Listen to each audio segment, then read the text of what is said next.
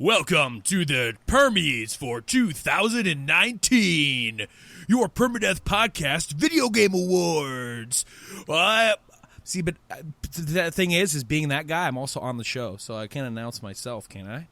Welcome, everybody, to the Permies for 2019. I am Bill Conway, and I am joined, as always, by Abby and Kinross. How y'all doing? I'm all right. I'm tired, good. but We're doing our GOTYs a little different this year. Sorry, I cut you off. I was going to tell you how what are we? Doing our GOTYs a little different this year. We're going to sit down and, instead of doing top 10s, laboring over our own personal top 10s, which is a lot of work and a lot of personal doubt. Should we say why we're not doing top 10s this year as well? Yeah. I can give you my reason. It's because I couldn't think of 10 games I liked enough. Well, that's pretty much the reason that no one wanted to make one this year. Yeah. Throughout the year, I try to keep track. I write down my top 10 games, and it's as I finish one, I'm like, that would be a top 10er, and then I'd put it on the list. And then by the end of the year, it's like, there's not 10 games on here that I really think I care about that much. I think I had maybe 4 games that I was like, you know what, that's maybe good enough. I mean, if I had to force one on the list, I could. You know what I mean? There's the games I liked, but I mean, I don't know if I beat and felt strongly about 10 games. Yeah, I feel like last year was full of games that were good, but not things that you will remember for the rest of your life as Red Dead 2 experiences. Right. God of War and such. Yeah. Yakuza 6, things like that. It was a year for me. A lot of the stuff was built. I mean, I look at my picks here, and based on nostalgia and remakes and re-releases and things like that, things that spoke to an earlier era of Bill. But yeah, it's just a lot less stressful to do this. And so we're gonna go down some categories for you all. And unlike other game award shows, there is no, or maybe not even award shows, but just the way other outlets do their picks for the year. I know Giant Bomb gets super contentious. Easy Alice can get super contentious. We're not gonna fight over these picks. This isn't like picking the best number one choice. It's mostly, here's a category, here's each of our personal pick for that category, and we're going to chill and relax and talk about it because, you know, we're friends, not enemies. Yeah. I guess we could be frenemies. If someone doesn't want one of my picks to be the winner, fuck you then, you know? That's what I'm saying. I don't want any of your picks to be the winner. No, I'm kidding. But, so yeah, anyone have anything to add before we get rolling down the list here? Not from me. No? Explained that quite well, I think. Yep. Cool. Well, our first category is Best Cozy Game. These are those that is not deserving of an epic The epic voice, yeah. The coziest, most snuggly game. Best Cozy Game. That's that's grandma. That's grandma will do the cozy game one. So this is the game.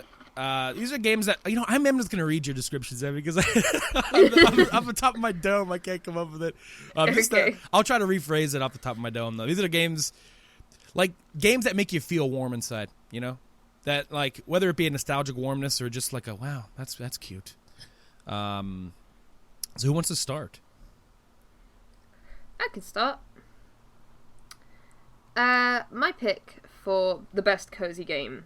Mm-hmm. I don't think there were many options for me. I think I had 2, and I went with Yoshi's Crafted World. Wrong. My other choice was... I'm kidding. My other thing that I could have picked was Dragon Quest Builders 2, but there's just something about the way that Yoshi's Crafted World was presented that, infused that cozy feeling in me. Right. I don't think I ever played this game docked, sorry. It was always I'm going to bed soon, so I might, just snuggle up in my blankets because it's cold, it's March, it's not the warm time of the year. Snuggle up in bed and just play a level of Yoshi. And it just made me feel very happy, like I was safe and wrapped in a warm blanket. And it was cute because it's got Yoshi. And he was fuzzy. And he was fuzzy. Mm-hmm. And he wore milk cartons on his head. Mm-hmm. Yeah, the costumes as well. Everything about those costumes just made me feel like I wanted to do arts and crafts and suddenly be that person who's like, oh, I'm selling at a craft fair this weekend if my friends want to come along. It seems like the kind of game that, like, it's your coziest game, and I feel like the people who did the art for that game, it's the coziest period of their life. Like, coming up with the designs for that game has to, I mean, I guess we'll see how much they crunched on Yoshi's Crafted World, but coming up with the designs for that game just seems they had a lot of fun figuring out, like, oh, what household item could we turn into a costume here, or what household item could we use to make a castle or a building or a boat or whatever. Lots of inventiveness went into that game's look. I didn't beat it, but I mean, like, if we were debating over the clear winner, I think this one could probably take the cake. If this is one of them, I think I would come to a consensus on, because it is just so cozy. Yeah, Yoshi was my original pick. We tried to pick different things for every category, by the way. In case that wasn't clear. So if for instance, Ebby had picked Yoshi's Crafted World, I had to then come up with something else. And in this instance, I'm not normally a cozy person. I very rarely sit comfortably. I'm very rarely comfortable. So I opted for something that was just like my most zen experience of just sort of, you know what, I can sit and play this for a very long time and not really notice. And that was Islanders, which I don't know if either of you have played. I like Islanders. I haven't played, but I have seen. Yeah. So, you know, you're just plopping buildings onto an island to try and get points by placing it in good places relative to the environment and the buildings. And, there's just something real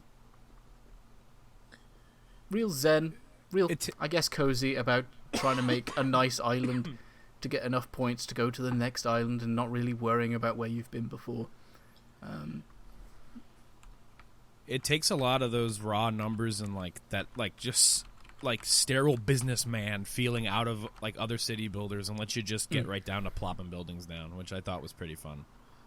And there's a nice element of pixel hunting to be like, yeah, I get 18 points here, but if I move it just half an inch to the left, I get 26. Yeah, I thought that was a fun, neat game, neat idea. And it just looks nice. It's like a little clay model type thing. It looks sort of like Goddess, if Goddess was a good game. Rip Goddess. Yeah. Cool. Well, we'll move on to our next category then. See how easy this is? Whoa. Oh, shit, me! Fuck! Bill, what was your pick for best cozy first. game? My pick for coziest game this year is World of Warcraft Classic. That's for a lot of different reasons. I mean, you know, in terms of it having a cute art style, not really. In terms of it being like really friendly, not really. You know, in terms of sitting somewhere comfortable, not really. Sitting upwards, bad postured, leaning forward into my monitor on Discord with my friends, playing an MMO that I played when I was in 8th grade, gave me that cozy feeling that, you know, all nostalgia gives you, but it was an interesting one because I was reliving it with the same people that I originally played the game with, and then introducing it to two other people, one who was too young to play it at the time, and another who had just never played an MMO in their life. So it was fun and cozy for me to be able to, like, take someone by the hand and walk them through the Azeroth that I grew up in and, like, show them all the spots, you know, like one of those kinds of grandparent moments, and to have them love it, too, and not just, like, have to be like, well, it's like this because it's old, or it's like this because, oh, you know, just excuse that because, no, it was just nobody ever had those problems when we were playing it. It was just, the game is so well designed still, and it was just a really wonderful experience to have that with people, and even just for myself, not even just the tour guide aspect of it, but, you know, just going back and, like, because with MMOs you can't do this. You like video games, you could pop in an old game and play it. Wow, like this game has been gone to time forever. I mean, you could play on poopy emulated private servers, but they're not the same. You know, they're not coded. It's not Blizzard's code. So it was amazing to get to experience this again and hear the music and see the sights and do the dungeons again and just relive a part of my life that, you know, was lost to time thanks to patches. So easily my most coziest experience of the year. Like, it is so much fun. So much fun. It must be kind of crazy, actually, to go back to a game that you literally could not go back to. Yeah. Until they said you could. Yeah, it's weird like that, you know. Like, and that's the same thing with, like, I think of Final Fantasy 14. Like, that original game is so bad, but that 1.0 version. But I mean, like, there's no way to play it. Like, like there's no way to experience the badness of a service game after they've patched it or released expansions for it. So, you know, when it's so beloved like WoW Classic, it's such a nice treat to be able to sit down and take new people in and play it and see that it still holds up. You know, I feel the same way about like old school RuneScape and stuff too. Like they're time capsules, but they move on. It's really nice. Loved it. There we go. Yeah. I won't forget myself again, I promise. You can go first next time. So next up we have Dumbest Fun. So this is the category that I think is kind of self-explanatory, but for anyone out there who doesn't know what Dumbest Fun might mean, like everything else kind of like isn't that great about it, you know? Like the story kind of stinky, you know, the characters are kind of stinky, but like the gameplay's fun, you know what I mean? You could turn it on and like just kind of bash your head against it and have a good time, regardless of like it not telling you an Last of Us caliber story or it just not really even being that good. It's like the summer blockbuster style of games. Yeah, I like that. Yeah, I am going to be dumb for an hour and a half. Switch off. Let's smash the button. Were you serious about me going first on this one, or was that a joke? Yeah, you go first. My pick for this one is after we just explained it. This sounds insulting, but my pick is Pokemon Sword, but not because I think it sucks. Like for me, this is a game where the story just I don't care about any of it. Like I don't really think they do a good job making me care about any of it. For me, Well, you don't care about Hop? Hell no. So You what, mate? But the thing is the game is so endearing in so many other ways that it doesn't matter to me. And for me, I've never really cared about. I mean, I know people do care about the Pokemon stories, so I don't want to insult those. But I mean, like I've never really played them for that reason. I play it for so many other reasons. You know, hundreds of other reasons you would say for each game, each new Pokemon, and you know, just the areas themselves are what really I love about them. And for me, you know, just turning Pokemon Sword on and just mashing away and catching Pokemon and just trying to get shinies and just looking at everything, you know, and ignoring everything else that I wasn't really caring about, gave me my dumbest fun of 2019. For sure. Could agree with that. Yeah, I mean, to be fair, the story seems to have been pretty much not there since maybe Sun and Moon, if not I don't XY. even think it was there in Sun and Moon, to be honest. It was like loosest possible way there in Sun and Moon. Otherwise, I guess, yeah, the X and Y was the last story. I think, honestly, Pokemon Sword is probably... I know this is probably going to be, like, a controversial opinion or whatever, but I think it's probably my favourite Pokemon game since Black and White, which was, like, 10 years ago. Because I love Black and White, and I've put so much time into Pokemon Sword that I can totally understand why it goes into dumbest fun, because sometimes I'll turn it on and just, like, have a walk around and just see what's there and do some raids, and it's, like, none of the stuff around it is that important. Like, I don't wonder what Hop's up to nowadays. Yeah. But it's a game that I think could also fit into one of our other actually the next category too. But like, yeah, and I think that's maybe what I'm thinking about too when I think about dumbest fun. It's like I can just turn it on and just you said too, I don't have to think. Like I can just turn it on and just it's Pokemon. You know, like it's familiar to me. It's there. I try to phrase my thoughts on this topic without sounding like I want to say like I was gonna say there's no substance, but I don't believe that either, because I think they streamlined a lot of really important features in this game when it comes to breeding and building a team, and I think it did a lot of really great things with the systems. And I really like Pokemon Sword and Shield. So I will say I am like I'm very excited for the new content and stuff. Same. I think it looks great. I think it's the right way forward for Pokemon, for sure. 100%. All right. Who wants next? Go. Throw your hat in the ring. Shall I be in the middle again? Go on. So my dumb fun is a game that I think we kept flip-flopping as to whether it was something we actually wanted, and then one E3 I saw that it had numbers, and I was like, yes. And it's Astral Chain, which is the most anime game I've played in a long while, at least in terms of plot, and not like quote-unquote plot, actual story. It's just bonkers. It is like the definition of mindless movie, action game. Just Yes. running around. I know that there is like more depth to the combat and things like that, but the ability to just run and send my sword or bow, just attacking dudes, wrapping them up, crushing them, move on, beat dudes, wrap them, crush them. It's just, yeah.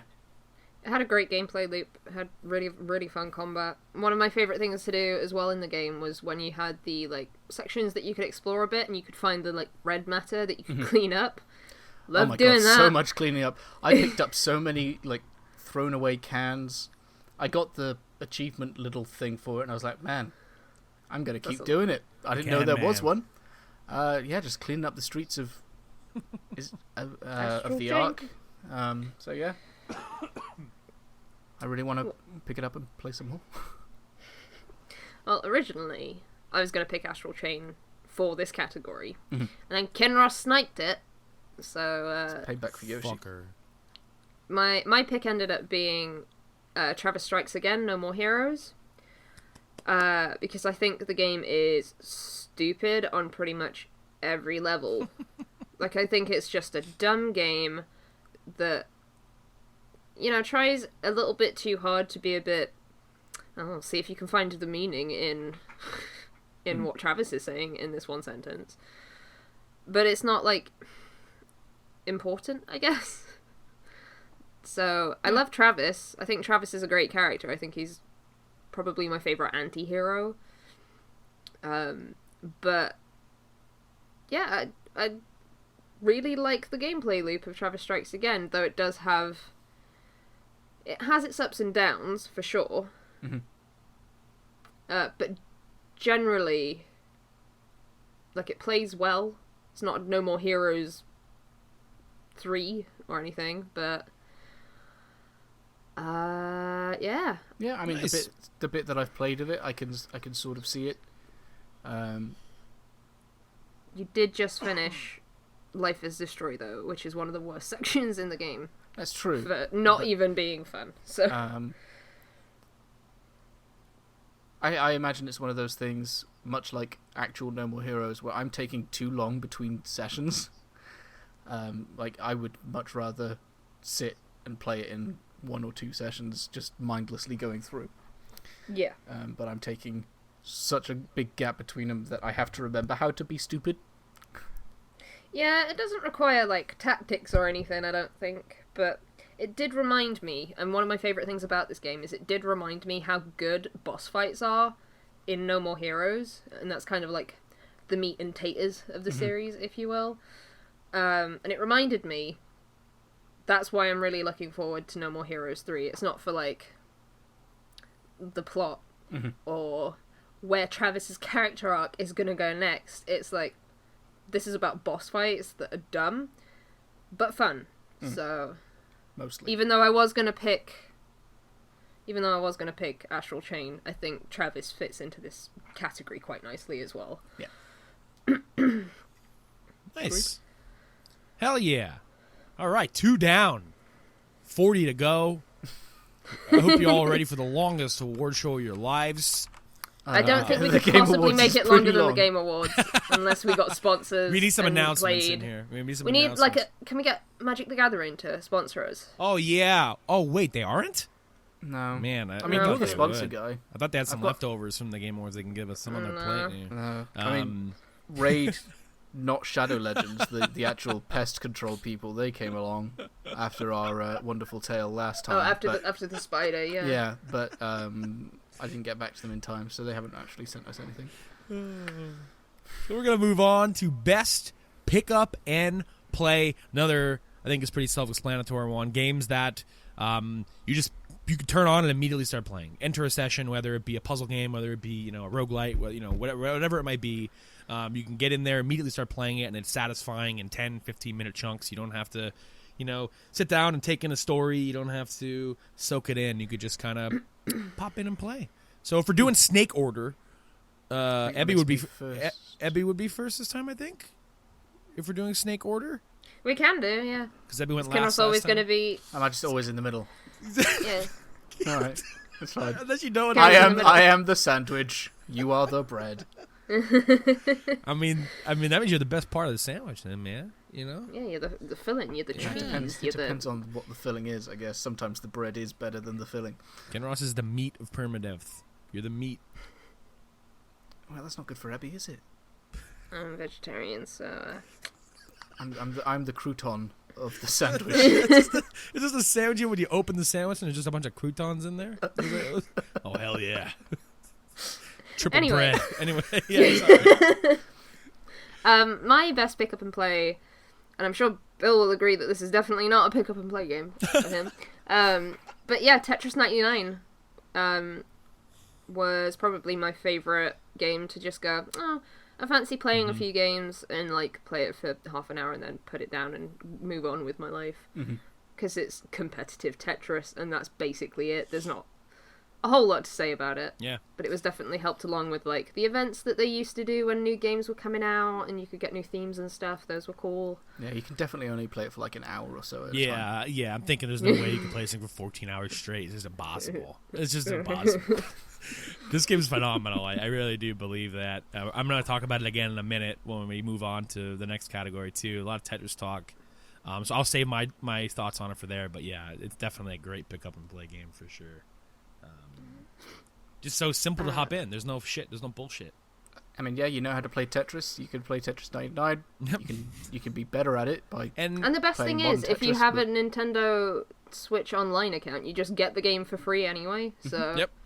Even better. And now, they've added single player modes in there too. You can play normal Tetris if you want to practice. If it's just I just want to play Tetris. But do you have to have bought the quote unquote DLC for that, or is that in the free game? Yeah, I think it's in one of the DLCs. My only problem with the marathon mode is that there's like a big difference between 150 lines and then the next setting for that mode is 600 lines. Oh, dang. So it doesn't even go up in like 150 line increments. Right. It's like all or nothing. You're either here for 10 minutes or you're here for like an hour. I always turn on, whenever I do marathon mode, I always turn on endless.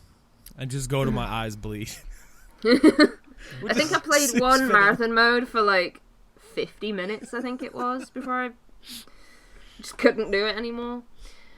But some more options on that would be nice, so it would be a better pick up and play situation for single player stuff. But it'd be cool if they had a lot of the modes from Tetris Effect that Tetris Effect have added. I don't know if some of those are exclusive to Tetris Effect or if they're just iterations on past like arcadey modes for Tetris, like sprint mode and combo mode, and like Tetris Effect has a lot of really cool.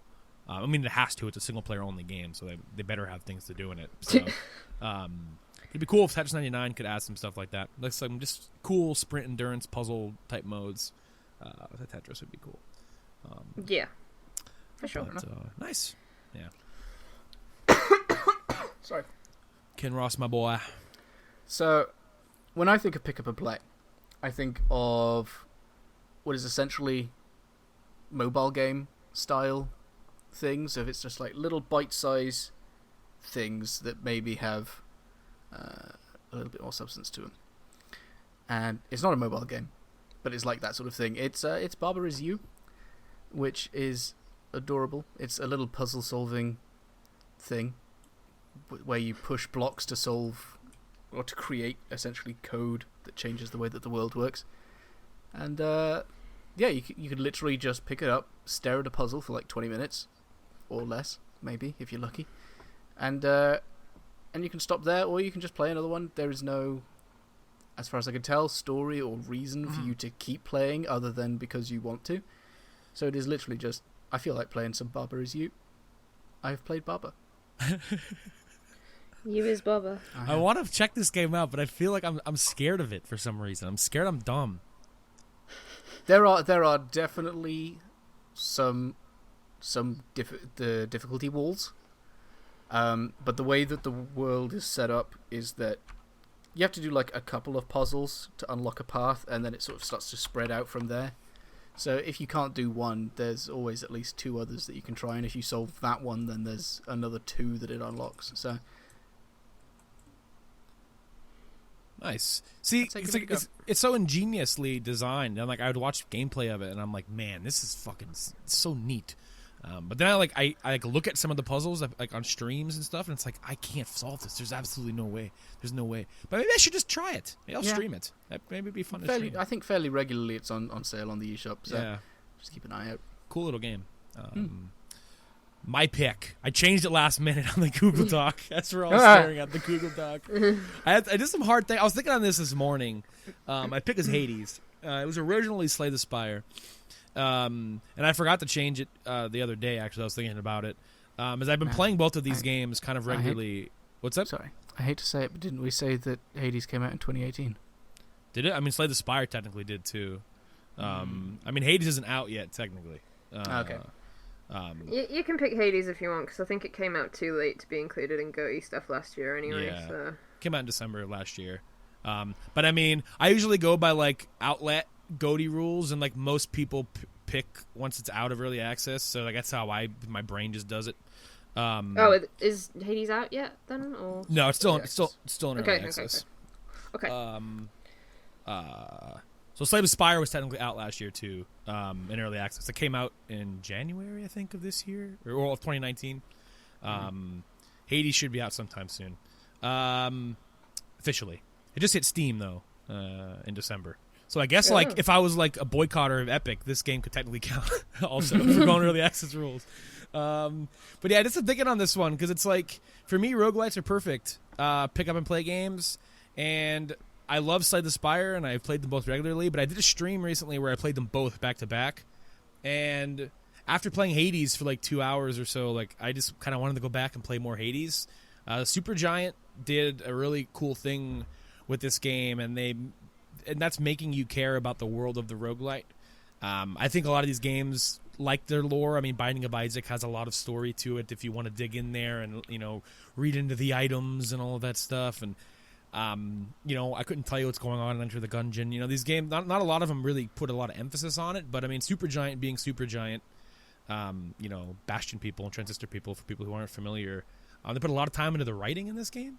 And so, like, in terms of maybe it's disqualified for pick up and play for that particular reason, but I think the fact that they succeeded in making a narrative-heavy game that you could pick up and play in 10-minute chunks and still get story out of it and still feel a satisfying roguelite progression through it, and just seeing how it continues to develop as it comes out of early access. They've added so much shit to this game. The art and the music and all that stuff's phenomenal, and the combat feel, and the amount of systems that keep getting added on top. You could see it becoming just like probably their best game. I mean, we'll see. Maybe they'll totally bung it up when it comes out of early access. But for now, so far it's promising. I love it. It's my favorite one. It's one of my favorite roguelites besides Dead Cells. That I just love picking up and playing. So yeah, all right. Cool. Moving on to best multiplayer. That's super self-explanatory. Tetris 99 is my pick for best multiplayer. Yeah, I mean, I said I would save my thoughts for this category, and I think I might have said it all by saying it's phenomenal. What they've done with Tetris and to fit the competitive version of Tetris into a game where you were playing against 99 other folks is really cool. I think the way they did it is genius. I think the way that the targeting system works seems convoluted at first, and I think it might still seem convoluted depending on how you're looking at it, and but just how quickly you could jump in and play it and understand it, and like it's hard to win. It's not the most satisfying multiplayer game. Like you don't win often unless you're God. So, like, in that instance, it's, like, not the most rewarding, maybe, where it's like, because, like, for me, I usually don't play a multiplayer game if I'm just losing at it consistently. Like, I don't play Fortnite, I don't play PUBG, because I don't win those games. Like, I don't feel like learning those games. But Tetris itself is a big enough hook for me that, I put so much time in the Tetris effect that, for me, it's like, okay, fine, you got me with Tetris. And then just that quickness, that just hop right back in, and this one might be it. And, the consistently finish so high, I'm always so close to that victory. So it's like, I have to keep playing it. So I think No Brainer for me is my favorite multiplayer of the year. I wish they could do a little more with, friend play. I wish that you could join actual lobbies with friends. And I did some password matches last night. I finally have impressions on that, and it sucks. So, like... it's just grody. Like I would love just a way to. I mean, maybe there's.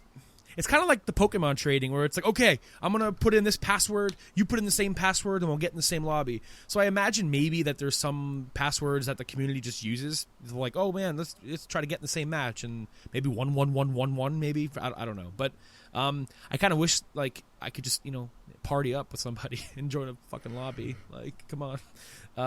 But yeah. I mean, yeah. I sort of see that, but I would then spend a lot of time sat staring at the list waiting for you guys to finish, and it's like, well, okay. Sure. I mean... but yeah, it like, if there was a way to... Give me the maybe option. not make it 99 people, if you're playing with friends. Yeah, I mean, the password match kind of does that. I mean, you're playing against bots who are all dumb as rocks. Like, the bots just don't do anything. Like, you're getting KOs, like every second. Like, the bots are just totally... So good. Oh, yeah, it's really satisfying. But then you realize then, once all those people are dead, I'm playing against, like, a crazy guy who came into my Twitch chat who's, like, just T-spinning me to death. And it's like, okay, this and now I know it's just him left. Like, this is no fun. So, like, I like the human element of there being lots of unpredictable variables in there. Because it's, like, there's a similar question in Ebby's stream today of Fire Emblem or Tokyo Mirage Sessions of, like, who thought to mix idols with Fire Emblem? Who thought, you know what? Fortnite's popular. Tetris, well, maybe sort of popular. Let's make Fortnite Tetris. It's like, like, who thought that? It's this sparky moment where it's like it sounds stupid on paper. It's like Tetris Battle Royale. It's like, what the fuck are you guys doing? Is this genre really going to do this? Is Battle Royale going to be in everything? And like this is one of those first examples, like one of the only examples where like someone took that, mashed it into something where it shouldn't exist, and it became a success. And it's something Nintendo still heavily promotes. I mean, they use it as a promotion tool for their new games. They put out new themes for it and stuff. So it's really interesting to see, just how it's still around a year later. Like I can still get a lobby in 3 seconds. And it's not a dead game by any means. So filling up a lobby of 100 people in 3 seconds. Now the Invictus mode, no one's playing that. No one's playing that mode. And that's how I know that the regular mode is alive and well, because Invictus. It takes you like 3 minutes to get a match, and then it's mostly all bots. So everyone's legit in Tetris 99. And the Invictus mode, that's for all the winners. If you can only enter that playlist if you've won a match. It's for the freaks. So no one's playing. I just want it on my menu, dude. I want the option. Oh wow, does it not even show up if you haven't won? Nope. Oh wow, I have a cool menu. So I keep seeing it whenever you stream it. I'm like, I want that. It's my status symbol. I'll never play it, but it's there. So Ken Ross, what you got? So this is in a similar vein to my GOTY last year. I don't play a lot of multiplayer games. It's mostly stuff like Overwatch, which is miserable. Destiny multiplayer. There's a new event in that we've not even like. Oh, is there? By the way, yeah. Okay. Starting on Tuesday. There's Destiny multiplayer, which is a lot more satisfying on PC, but I don't really get into.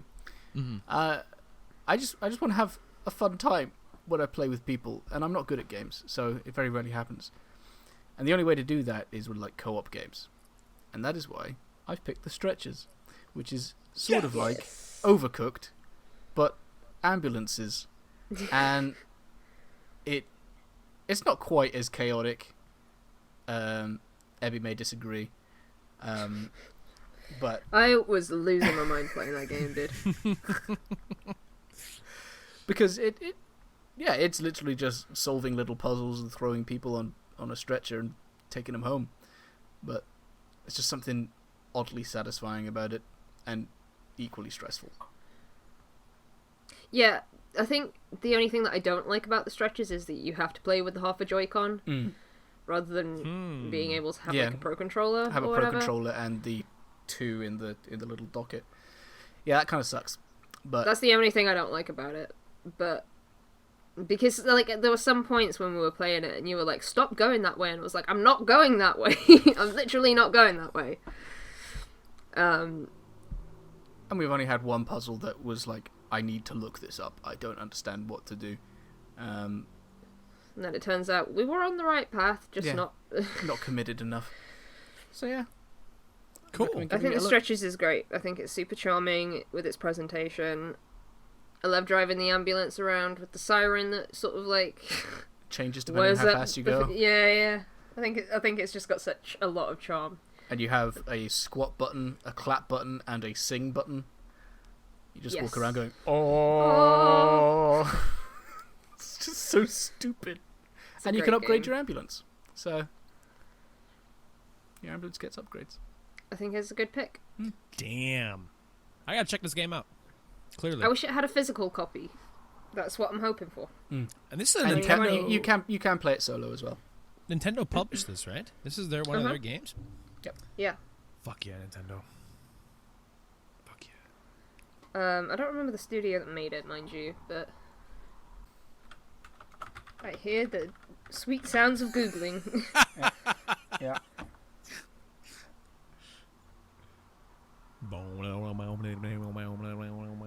Tarsier. Tarsier.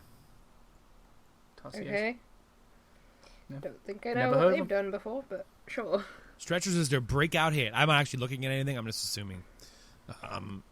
I look up the word and it gives me that creepy bug-eyed lemur. Because that's what a tarsier is. Oh, they're Swedish. Oh, they made Tearaway, Oh wow, what? Little Nightmares. Oh, They've made a couple of little things. our Sony money ran out. Well, they're making Little Nightmares too, so I don't know. Little Nightmares was multi-platform though, wasn't it? I Yeah. think so, yeah. Anyway, Ebbe. my pick for best multiplayer is barely a multiplayer game, but I didn't really have anything else to pick because there weren't that many new multiplayer games that happened for me this year. So I went with Travis Strikes Again No More Heroes, and I know it sounds like I'm biased, but we'll get to the game that I'm actually biased towards soon, I'm sure. And the reason I picked it is because I was going to pick Tetris 99, but Bill picked it. Here I am. And my only other thought was Travis Strikes Again. I played it one time with Alan. He played Badman, and I played Travis, and as it turns out, friendly fire is a thing in that game. What? So, you know the chip that you get right at the start of the game where you, like, pick up the enemy and, like, Yeah. throw it? You can pick up each other. Yeah, you can pick up your friend, and, well, you can only have one chip. You only get one chip, and you can use it either Badman or... Oh, okay. But I gave it to Alan so he could, like, Oh, use no. chips. So he, instead of, like, picking up the enemy and throwing it against the wall, picked me up and threw me against the enemy. So there was a lot of chaos, and it was kind of funny. So I guess that would be my multiplayer pick. I don't think it's necessarily something that I'm thinking, oh man, you have to play Travis Strikes Again with another person. But, you know, it's a fun little time That's a point. killer. I mean, there's another game that maybe might have counted for you. When did Nippon Marathon come out? Not this year. Okay, never mind. Because I did look it up. Yeah, alright. Because I definitely would have picked Nippon Marathon over Travis. Travis, but it did not come out this year. Fair enough. That's basically it. Cool. So that was best multiplayer. Moving on now. Looks are everything. We're moving on to prettiest game. What I game think- knocked your I socks think- off? I think this description is the favorite one. from I'll me. read this one then, word for word. So prettiest game is the game that had your favorite art style from the year and wowed you with its beauty, like Masahiro Sakurai from 2012 before Smash and his work ethic aged him. Sorry, I laughed. I ruined it. I mean, Sorry- he looks sorry, a lot Sakurai. better. He looks a lot better now. Yeah, he did not look well when he first unveiled Smash, though. No, he didn't. It's because now he's like, screw it. I'm adding people I want to add, like Byleth. Yeah, hell yeah, he's having a great time. He's like, fuck it, okay, fuck it. I'm mad. Terry, I'm I love mad at this. Look at everybody. it. I'm going to show you that I can play Smash reasonably well against myself on 3 controllers by myself. Side note, if I could have picked like a coziest moment in gaming rather than a coziest game, I would have picked the moment where on that stream where he announced Terry, he was just playing with a Neo Geo and just being like, look at this. Look at this. It's a Neo Geo. Look at it. Great. No, I don't think I actually remember that. I need to go back and watch both Terry and Byleth. Bill's not allowed to watch Byleth. But anyway. Who goes first? I think, I I think you, yeah. So my pick for this game is Luigi's Mansion 3. There was a lot that I didn't love about Luigi's Mansion 3, but... That disappointed. Oh.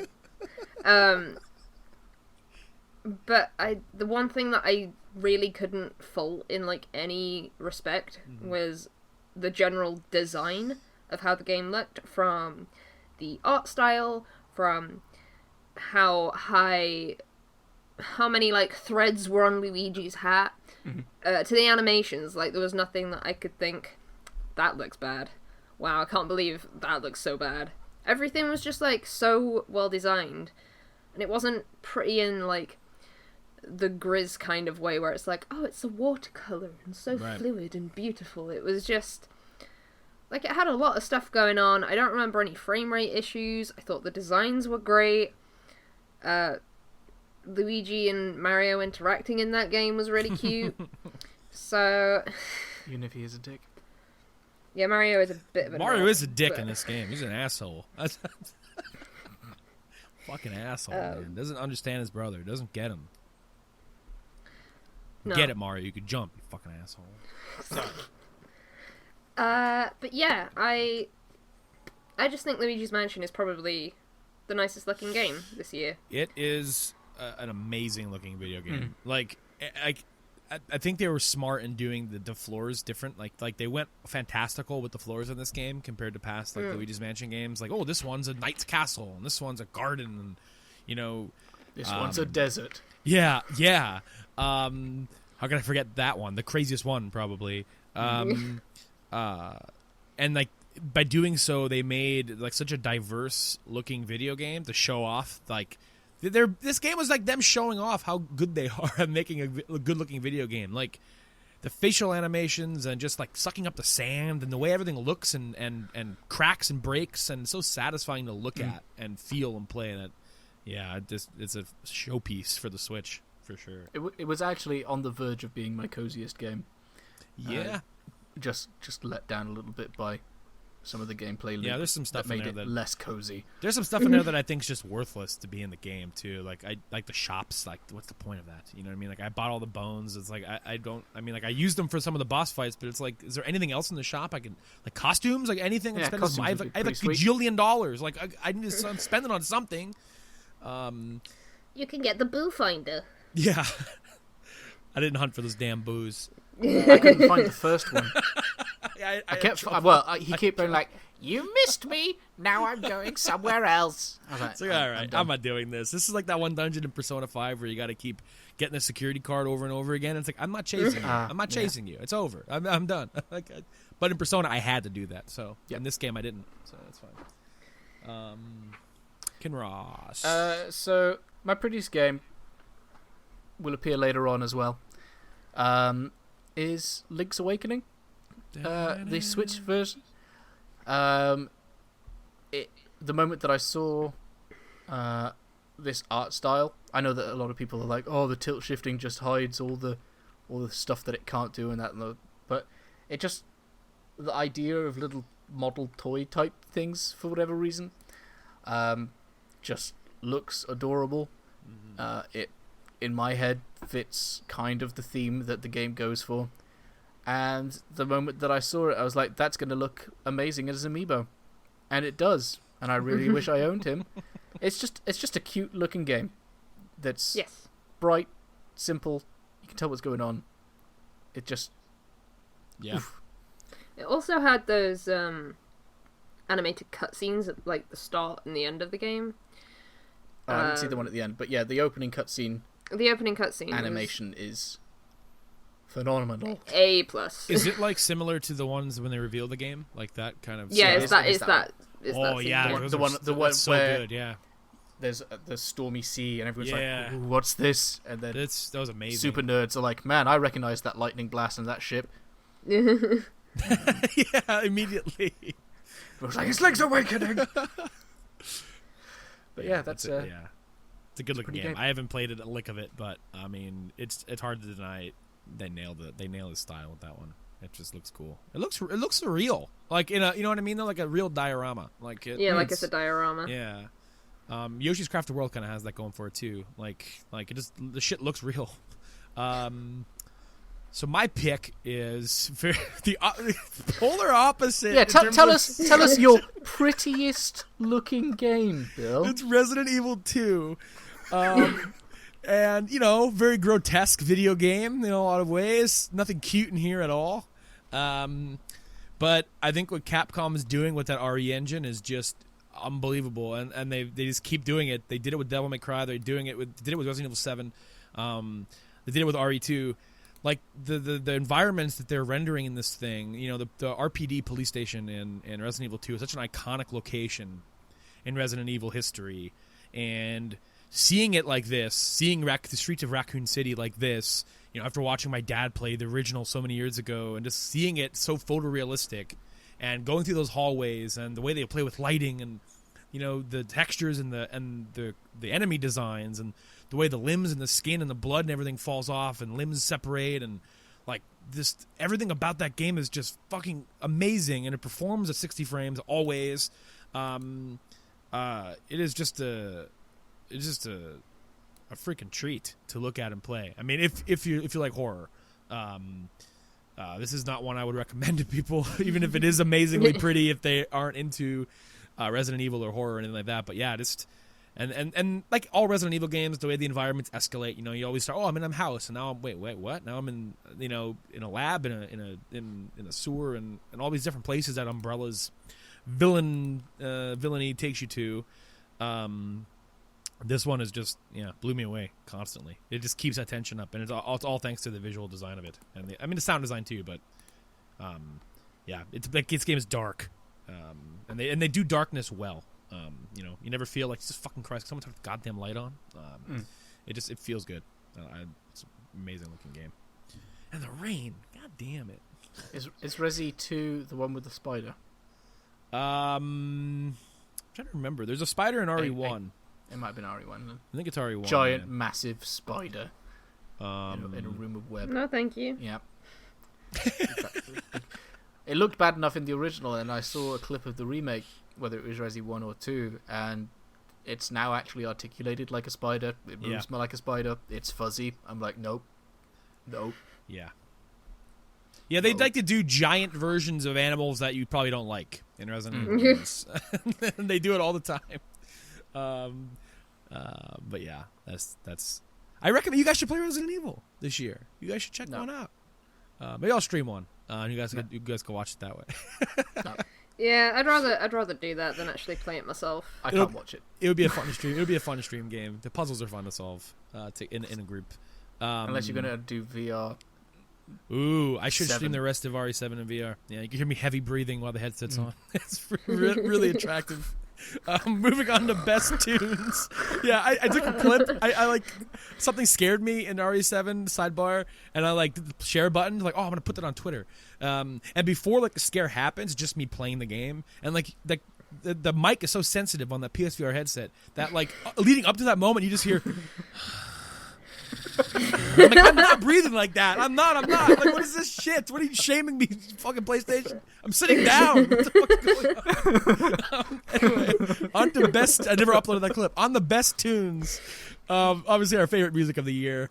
Mine came out of nowhere. I mean, I think this game came out of nowhere for a lot of people. And I forget. Oh, my original pick. I had an original pick. My original pick was Pokemon. But you picked the weirdest song in Pokemon to represent it, and I was pissed at you for Route it. 1? Yeah. Bro, that song's so good. There is so much music in that game that is better It's than not the Route gym 1. song. Cozy The gym song vibes. is great. The gym song's great. The battle theme's great. Battle tower's great. I'm a cozy vibes guy. wandering I world. heard too much of Route 1 when I was shiny hunting my Wooloo, so... It's so good. Anyway, my real pick, though, my pick ended up being Ukulele and the Impossible Lair, which is a collaborative soundtrack between a lot of big names who have been around rare stuff. David Wise, Grant Kirkhope. My favorite track ended up being from Matt Griffin, Underwater Saunter, which is heavily inspired by aquatic ambience from Donkey Kong Country. This game's entire soundtrack, look, and feel is super heavily inspired. You could say it's a spiritual successor. I mean, a lot of those rare guys are here at Platonic, who worked on the original Country games. It's super heavily, it's a Donkey Kong Country game, but with a lizard and a bat. And the music reflects that and does not disappoint. And like the whole thing is just it's just good vibes. It's Tropical Freeze vibes. It's David Wise and Grant Kirkhope and their whole team just killing it. And it's really cool because the levels change. Like on the overworld, you could like take each level is like on a book, and like in the overworld, you could like take a frozen berry and throw it at the book, and then freeze that level, and then jump back into that level, and the entire level's frozen, and you can get alternate tracks for these levels. And Underwater Saunter is an alternate version of the first level in the game. You could flood it in the overworld and turn it into an underwater level, and it's such a beautiful song. It's so good. That is my pick. I don't know. Good pick. It comes up every now and again in Tetris. I think, yep, that's a good song. I was umming and ahhing about mine for a while, and then realised that there was only one game that I remembered the music of, and that is, let me just double check the doc. Cadence of Hyrule, Crypt of the Necrodancer, featuring The Legend of Zelda. Yeah, the music of Crypt of the Necrodancer was always kind of neat, but I couldn't ever beat a level, so Right. I was only ever hearing the same song over and over again. I was like, man, if this song sounds this good 200 times in, I wonder what the rest is. And yeah, to bring that sort of energy to classic Zelda tunes, plus occasional shopkeeper, it's a lot of fun, and it makes me enjoy the gameplay of Crypt of the Necrodancer even more, because I can actually beat it.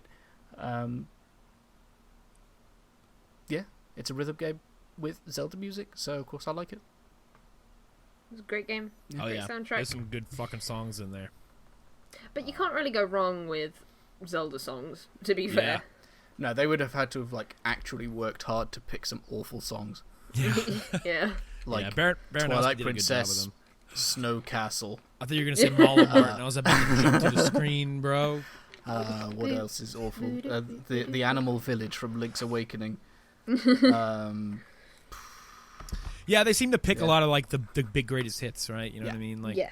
they and I mean Baronowski did him justice too, which is nice. That's always they the did risky a thing great about job with picking that greatest soundtrack. hits. Yeah, is like you could fuck them up, but I mean Baronowski, his track record's pretty spotless. Track. Babbo. Anyways. Boom. I guess that makes it my turn. Yepper. Yes.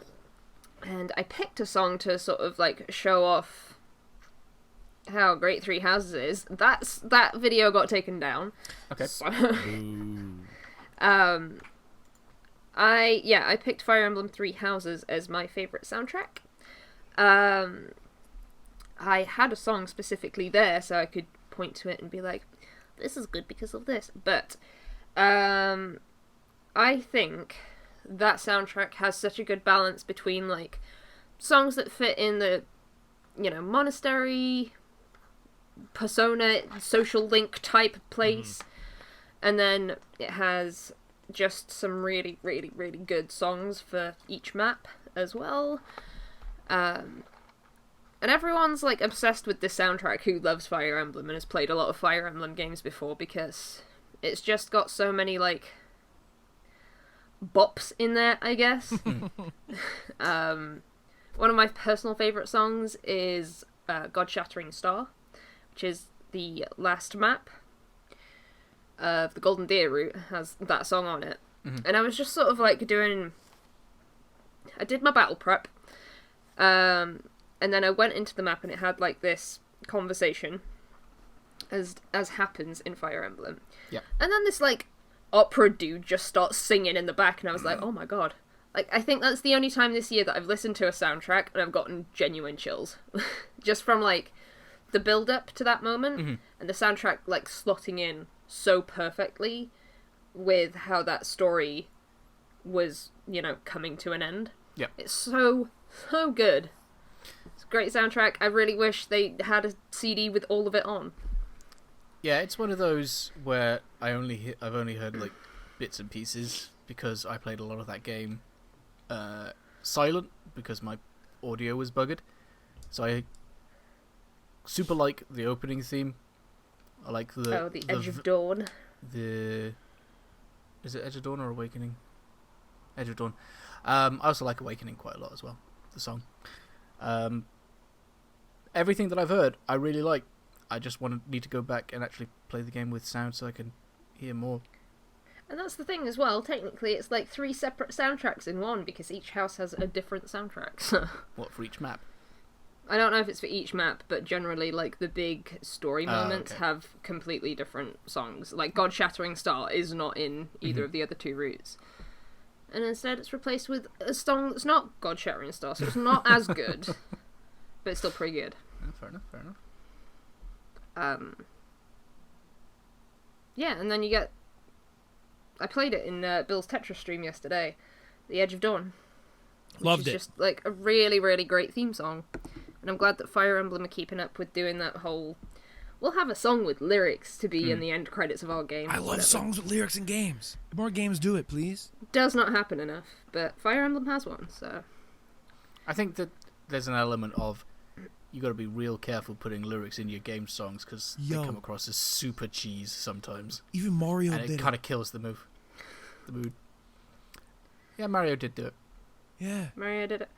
To be fair, Nintendo are doing it a lot more nowadays, so they did it with Mario, they did it with Fire Emblem. Did they do it with Yoshi?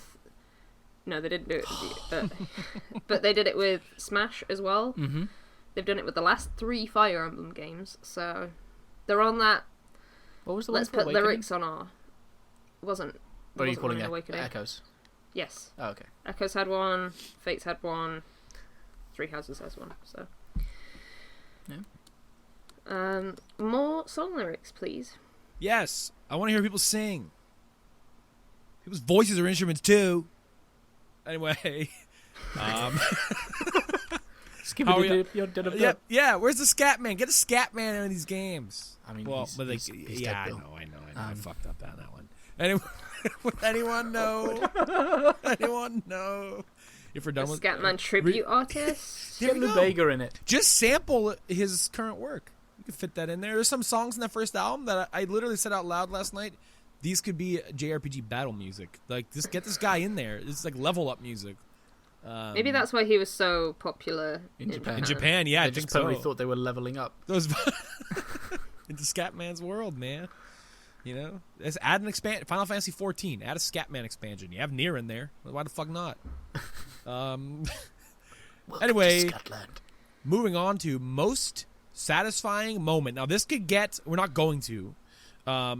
This is like inherently a spoilery category, right? So it's like a thing where I assume we want to avoid telling people exactly what's going on in these moments, and being as vague as possible, and just awarding these moments our most satisfying of the year.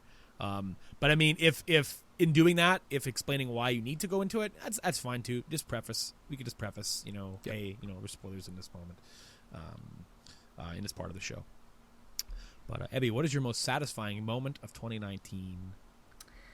Mine is from Fire Emblem 3 Houses. We're into that part of the... Because everything is Fire Emblem.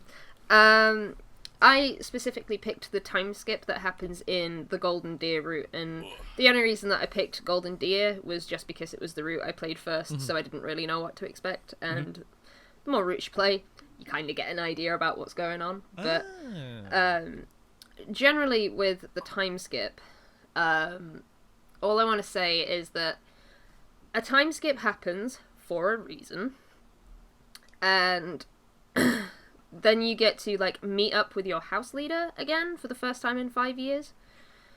And it's just it was one of those moments where I was like, oh my god, how is it I get to see Claude soon. Oh my god.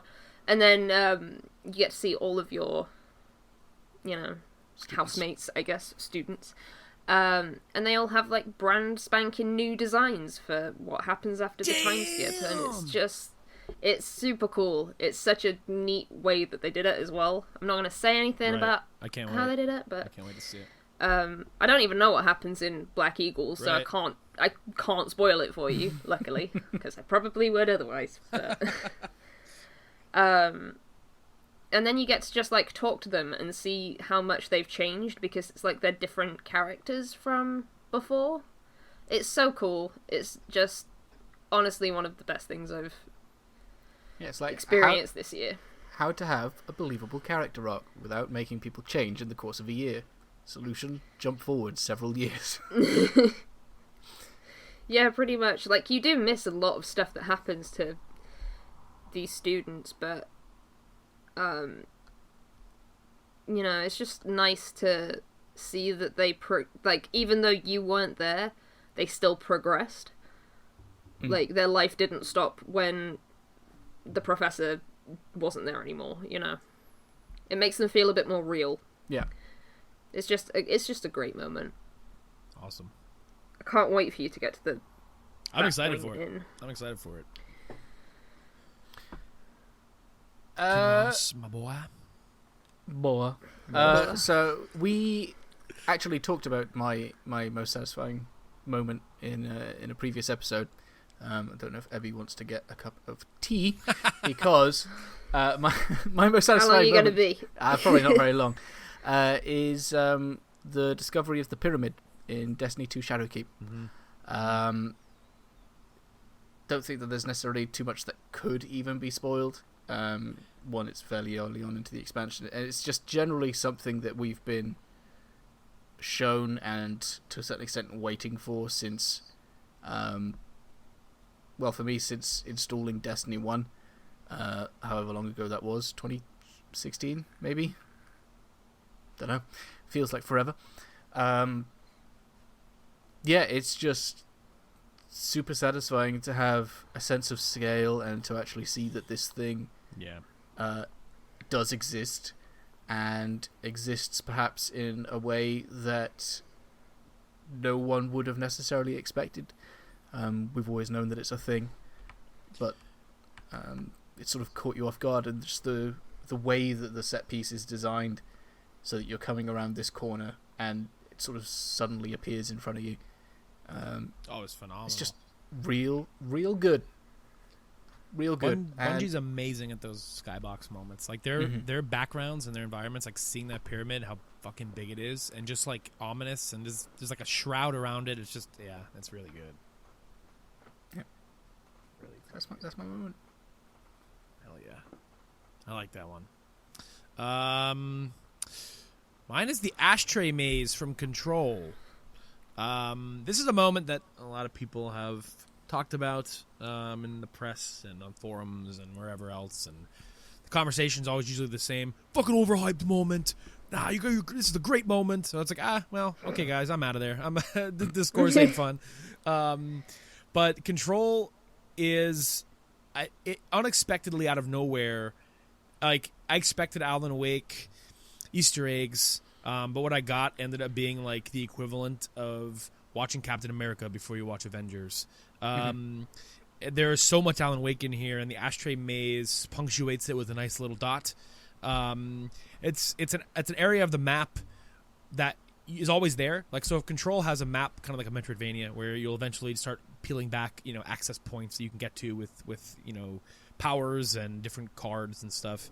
The ashtray maze is an area that you have access to, and you can walk into it, but you can't really figure out how to progress through it. The rooms start shifting, and but it's all dead ends. So when you finally get to that point in the story, and they mention the ashtray maze to you, your ears kind of perk up, and it's like, oh wow, I've been trying to figure that out. And then what it ends up being, we talked earlier about songs with lyrics in them. The one thing I will say, in terms of plot, I mean, it's really hard to spoil any kind of plot when talking about the ashtray maze. But why it's so special for me and why it was so satisfying for me is like, this janitor gives you his Walkman, and the only way you can get through this maze is by listening to this song. And this entire time you don't know, okay, because the entire time you encounter this janitor, he's always listening to like classical music and stuff, and I just assume it's going to be something like that. And you put the headphones on, and this metal song starts playing. And it's like, okay, all right. And then someone starts singing. And it's like, oh, that sounds kind of familiar. And then when you get the audio log for the audio, it's the band from Alan Wake, and this band that has this ability to like create supernatural moments out of their lyrics, who were a big instrumental part of Alan Wake. The lyrics are telling you exactly what you're doing while you're doing this, playing through this ashtray maze. And I'm just sitting there like, oh, I can't believe that I'm playing Alan Wake 2, like in its own weird little way. And that was the moment that it dawned on me 100% that like, wow, there's more connections than just being in the same world, finding a paper. And then the visual treat of the ashtray maze is just fucking unbelievable. I mean, there's this, that is just an amazing, one of the coolest set pieces. I put it up there, Kinross, with Effect and Cause from Titanfall 2. Like that kind of moment. Oh, damn. That is just like, wow. Like, okay, you got me, Remedy. Actually, that was the first thing that came to my mind too. When I was playing it, I'm like, huh, this is like the feeling I'm getting out of this, where I'm like giddy playing this, like, oh wow, was the same thing I felt when playing Titanfall 2, like that mission in Titanfall 2. That is just like, this is so cool. Fair enough. Yeah, the ashtray maze, fucking cool. I don't know why it's called that, but it is. Is it in an ashtray? Because no. It sounds like the dustiest. I expected. hellscape. See, like when I saw people talking Like a about the giant ashtray ashtray. maze, like before I played it, I was like, oh, the ashtray maze. A lot of items in this game just kind of fly in the air. Is it a maze made of ashtrays? Like, what the fuck is that? No, I don't know. I thought that it was just like a supersized ashtray where you're trying to like navigate. Oh yeah, it could have through been that piles too. of Yeah, ash. because there's objects in the game that get enlarged, like giant rubber duckies and stuff like that. So it could have been, but it's not. It's really cool. The music and spectacle of it all is amazing. Moving on to a. Can you read the description for this one, please, Bill? Moving on to a category that just. This one's a ruffle some feathers. So This category, the games in it seem to have changed a fair few times. Yeah. At least for Bill and I. So this category's biggest disappointment, and our description on the document for this was: were you looking forward to a game, Sekiro, that ended up making you feel frustrated, Sekiro, and conflicted, Sekiro? Shame them here. So, going by the order, I'm up first. Any From Software fans out there, I'm very sorry. Look, my relationship, this is like one of the most complicated relationships I've ever had with a video game. Because my relationship with From Software is not straightforward either. I'm a big Bloodborne fan, massive Bloodborne fan, one of my favorite games of all time. And I like Dark Souls enough to say I like it. But Dark Souls didn't click with me the way Bloodborne did. And so I was heavily looking forward to Sekiro because it was revealed. It's like, oh, wow, this is a not Bloodborne From Software game. I have a good track record with those. And it's set in a time period that is super attractive to me, and it has cool stealth elements and just it's fast. That's one of the things about Bloodborne that really, clicked with me is like it's fast. It's an offensive-based game. Well, it turns out Sekiro is super defensive-based. I guess you could say it's both. But Sekiro is a game that I loved for its first 10, 15 hours. Like, I was high on this game. Like, loving it. If you were to talk to me, I would be telling you it's GOTY. Then I hit a point after a certain boss, about 15 hours in, and that boss was incredible. Like, I was having the time of my life. It took me a little while to beat him, but it was like, this is unique. Like, this is not like Bloodborne. This is not like Dark Souls. It's a battle of wits. It's a clash. It's a balance between being defensive but also going on the attack and knowing when to do it and being aggressive and having confidence in yourself. And I was having a great time. Then right after that boss, for me personally, the game's environment start plummeting down into, oh, I'm in a mucky swamp. Oh, I'm in a dirty cave. Oh, I'm poisoned. Oh, there's the insanity mechanic that's in every From Software game. Oh, I'm no longer having any fun with any of these enemies. I'm fighting weird mutated monkeys. I'm fighting dirty slime things. Like, all of the fun I was having with Sekiro was that clash between equals. And I get that From Software games they escalate. The bosses get crazier, you start going into weird other realms, and, the game's influences start seeping in more and more, in a larger scale way. But, like, it was going in the direction that I wasn't liking. I was like, this is just another, I'm just playing Dark Souls, but, like, the combat doesn't fit these enemies. Why am I clanking swords with a mutated monkey? Why am I clanking swords with a slime man? Like, why does this guy even have a sword? So it began getting on my nerves. So then the real disappointment started sinking in as I fought the ape 4 times for seemingly no reason at all. And I get that Sekiro has different paths. I could have probably avoided this if I did things in a different order. But I mean, how the fuck am I supposed to know that? So you fight this ape, cool. He comes back to life. You fight him again. Okay, cool. You go through this cave. He's laying there on the ground. Oh, there's his wife. I fight his fucking wife. Cool. He gets back up. I fight him and his wife at the same time. Why am I still fighting this fucking ape? Why? God damn it. So, okay, I quit the game at that point. I'm done playing this fucking game. I'm done playing Sekiro. I quit it. I'm done. Take a long break. I stopped playing it for like 7 months. Decided to stream it. I want to give it a second chance. It wins GOTY at the Game Awards. I got to give it maybe it has a redemption arc. I'm close to the end of the game. I have 2 areas left. I get back into it. I'm having a time of my life. I'm fighting bosses with swords again. I'm in a Japanese village. I fight the fantastical elements start showing themselves to be more traditionally Japanese. I'm in a cool fight in this other realm with a dragon. Yeah, spoilers, doesn't matter. I'm fighting a dragon. I'm like, oh my god, I was so wrong. Then, I'm high on this game. I get to the last boss. I'm so excited to learn this last boss. Oh, I beat one of the hardest bosses in the game, Demon of Hatred. I was having a blast doing that. I beat it. Move on to the last boss. It's finally time. Okay. Oh, a clash with an old friend, old rival before the last boss. Okay, it's the same exact fight as phase 1 of his last fight, but he has a new move with the Mortal Blade. Okay, all right. Cool. Yeah, get out of my way. I can beat you. I understand how to beat you. Oh, here we go. The last boss. Lose to the last boss. Okay, there's no way they're gonna make me keep fighting Genichiro, right? Get in there. Oh, here he is again. Oh, okay, are you fucking serious? Okay, but it's all right. I know how to beat him. It's showing me how far I've come. Miyazaki's trying to teach me to be a ninja. I get it. Teach me a long lost lesson of his ancestors. Whatever. Get in there. Okay. I'm really don't feel like fighting this guy again. Die to the last boss again. Go back in there. I really don't feel like fighting the same fucking guy I've already beaten 3 times.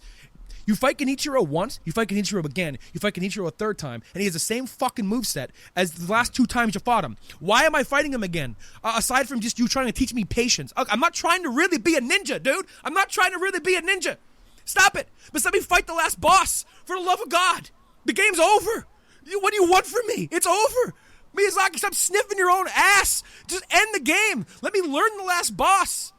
I'm tired of you. This game pisses me off. Kinross, what do you got? Well, I was just gonna say I looked at the draft back for the doc, and on the 21st of December, you changed Sekiro to Shrug, and then you updated it later in the day saying giving up on Sekiro too soon. Yeah. And then on Tuesday, the 24th of December, you changed it back to Sekiro. Suspicions are correct. There are things that so you went for 3 days thinking, you know what, Sekiro might not be the worst game that I had. The thing about it is it's so disappointing for me because it is a good game, but there are things in it that just like really get under my skin, and it's there's so many copy pasted mini bosses. There's the fact that they like the dude's just, I get it, like Genichiro's my rival, he's like Gary Oak, like I get it, I gotta keep fighting this fucking guy, but at least with Gary Oak there's some escalation there. His Pokemon level up. This guy, I'm just fighting the same shit. It's like, dude, I don't care if but now you could see how easy you could beat him now? Yeah, but now I don't feel like fighting him. I'm bored. You're boring me. I'm wasting health potions on a fight I already beat. Like, could you, like the spectacle of this is like, he has his shirt off. So, like, there are things I learned that were good. The prosthetic system, actually pretty good. A lot of uses for those I discovered in my second time with the game. But everything else, man, the second half of that game just shits in my hand. And I'm like, I don't want that shit. I'm sorry, Miyazaki, I don't want that shit.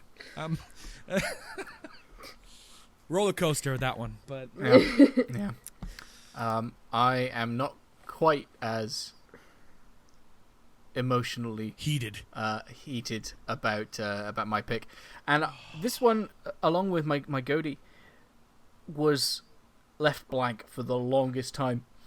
And in the end, I settled on, I'm not disappointed in the game. I'm disappointed in the developer. I'm not mad. I'm just disappointed. Yeah, it is Star Wars Jedi Fallen Order. And that mostly comes from a place of, I don't really care about Star Wars. I couldn't stand, what was the 7th one? Force Awakens. Force Awakens. Find the original trilogy kind of boring. The prequels are campy, but still not overly entertaining. So I don't know why I even played this game. But it was part of Origin Access, which is how I also played Anthem. Maybe I could put Anthem. No, because I wasn't expecting anything from that game. Right.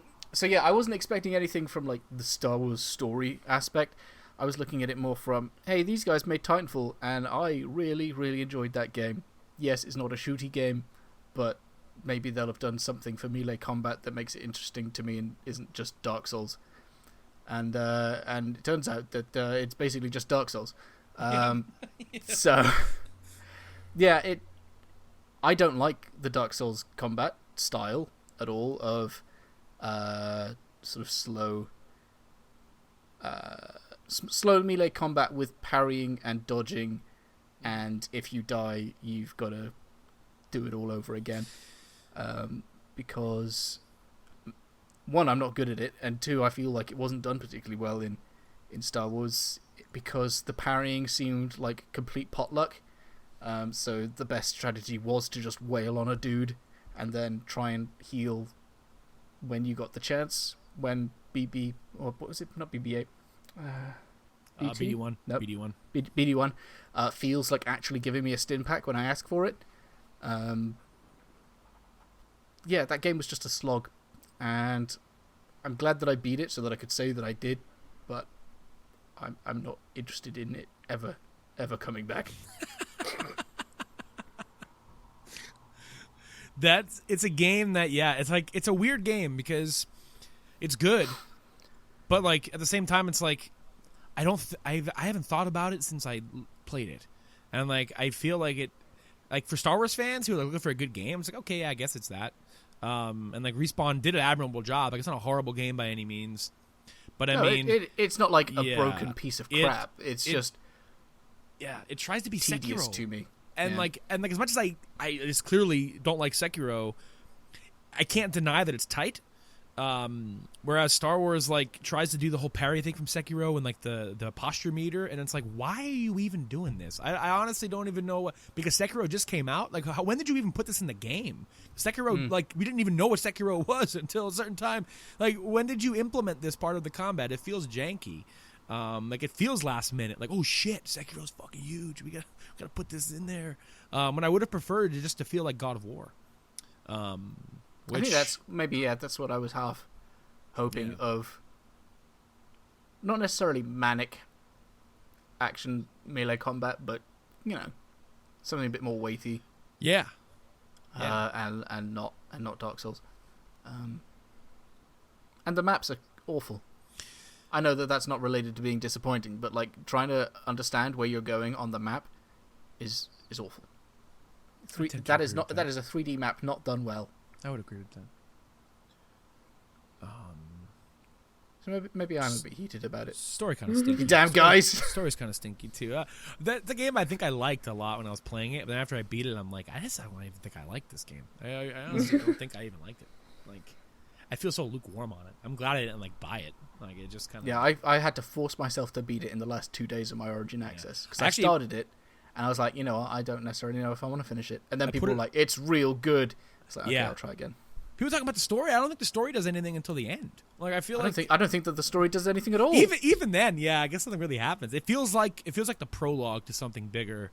Maybe that's the point. I don't know, but I mean, I think of Mass Effect 1, and that's not a fucking prologue. That game feels good. It ends good. I mean, the story is 100% predictable. Sure. Any twist or turn. Well, I guess there's one twist/turn that I didn't expect because I didn't think, that's what they're going to do in this game. Yeah, but they did it. I know what you're talking about. And it just makes the that part of the game feel like it exists just because someone said it had to. You're probably right. So we got to put this in there, Yeah. Fan servicey moment. Mm. But yeah. Abby, what you got? I don't want to talk about it. This is a sad category. This one I'm like I'm not angry over it. I am confused about a lot of things though.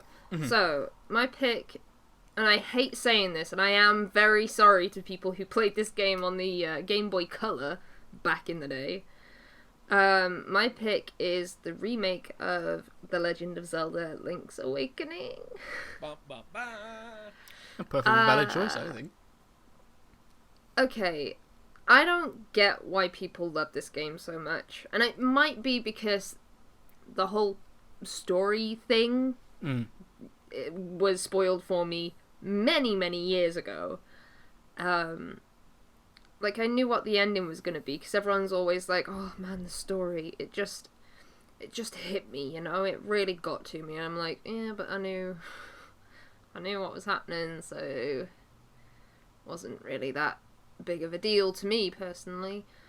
But I just think there are better Zelda games nowadays, and I don't understand why everyone seems to think that this game is perfect.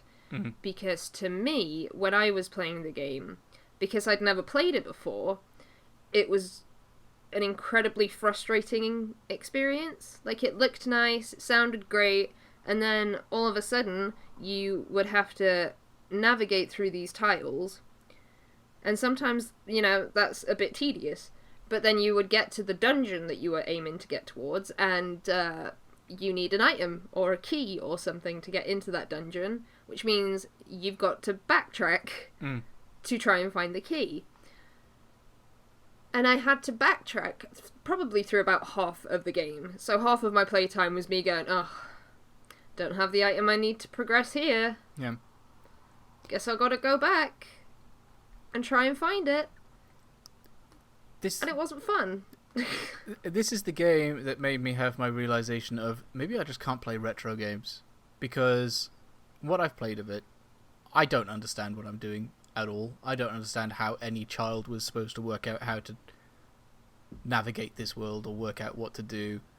And thus far, I haven't actually encountered anything that would be described as a story, other than what I know is the end.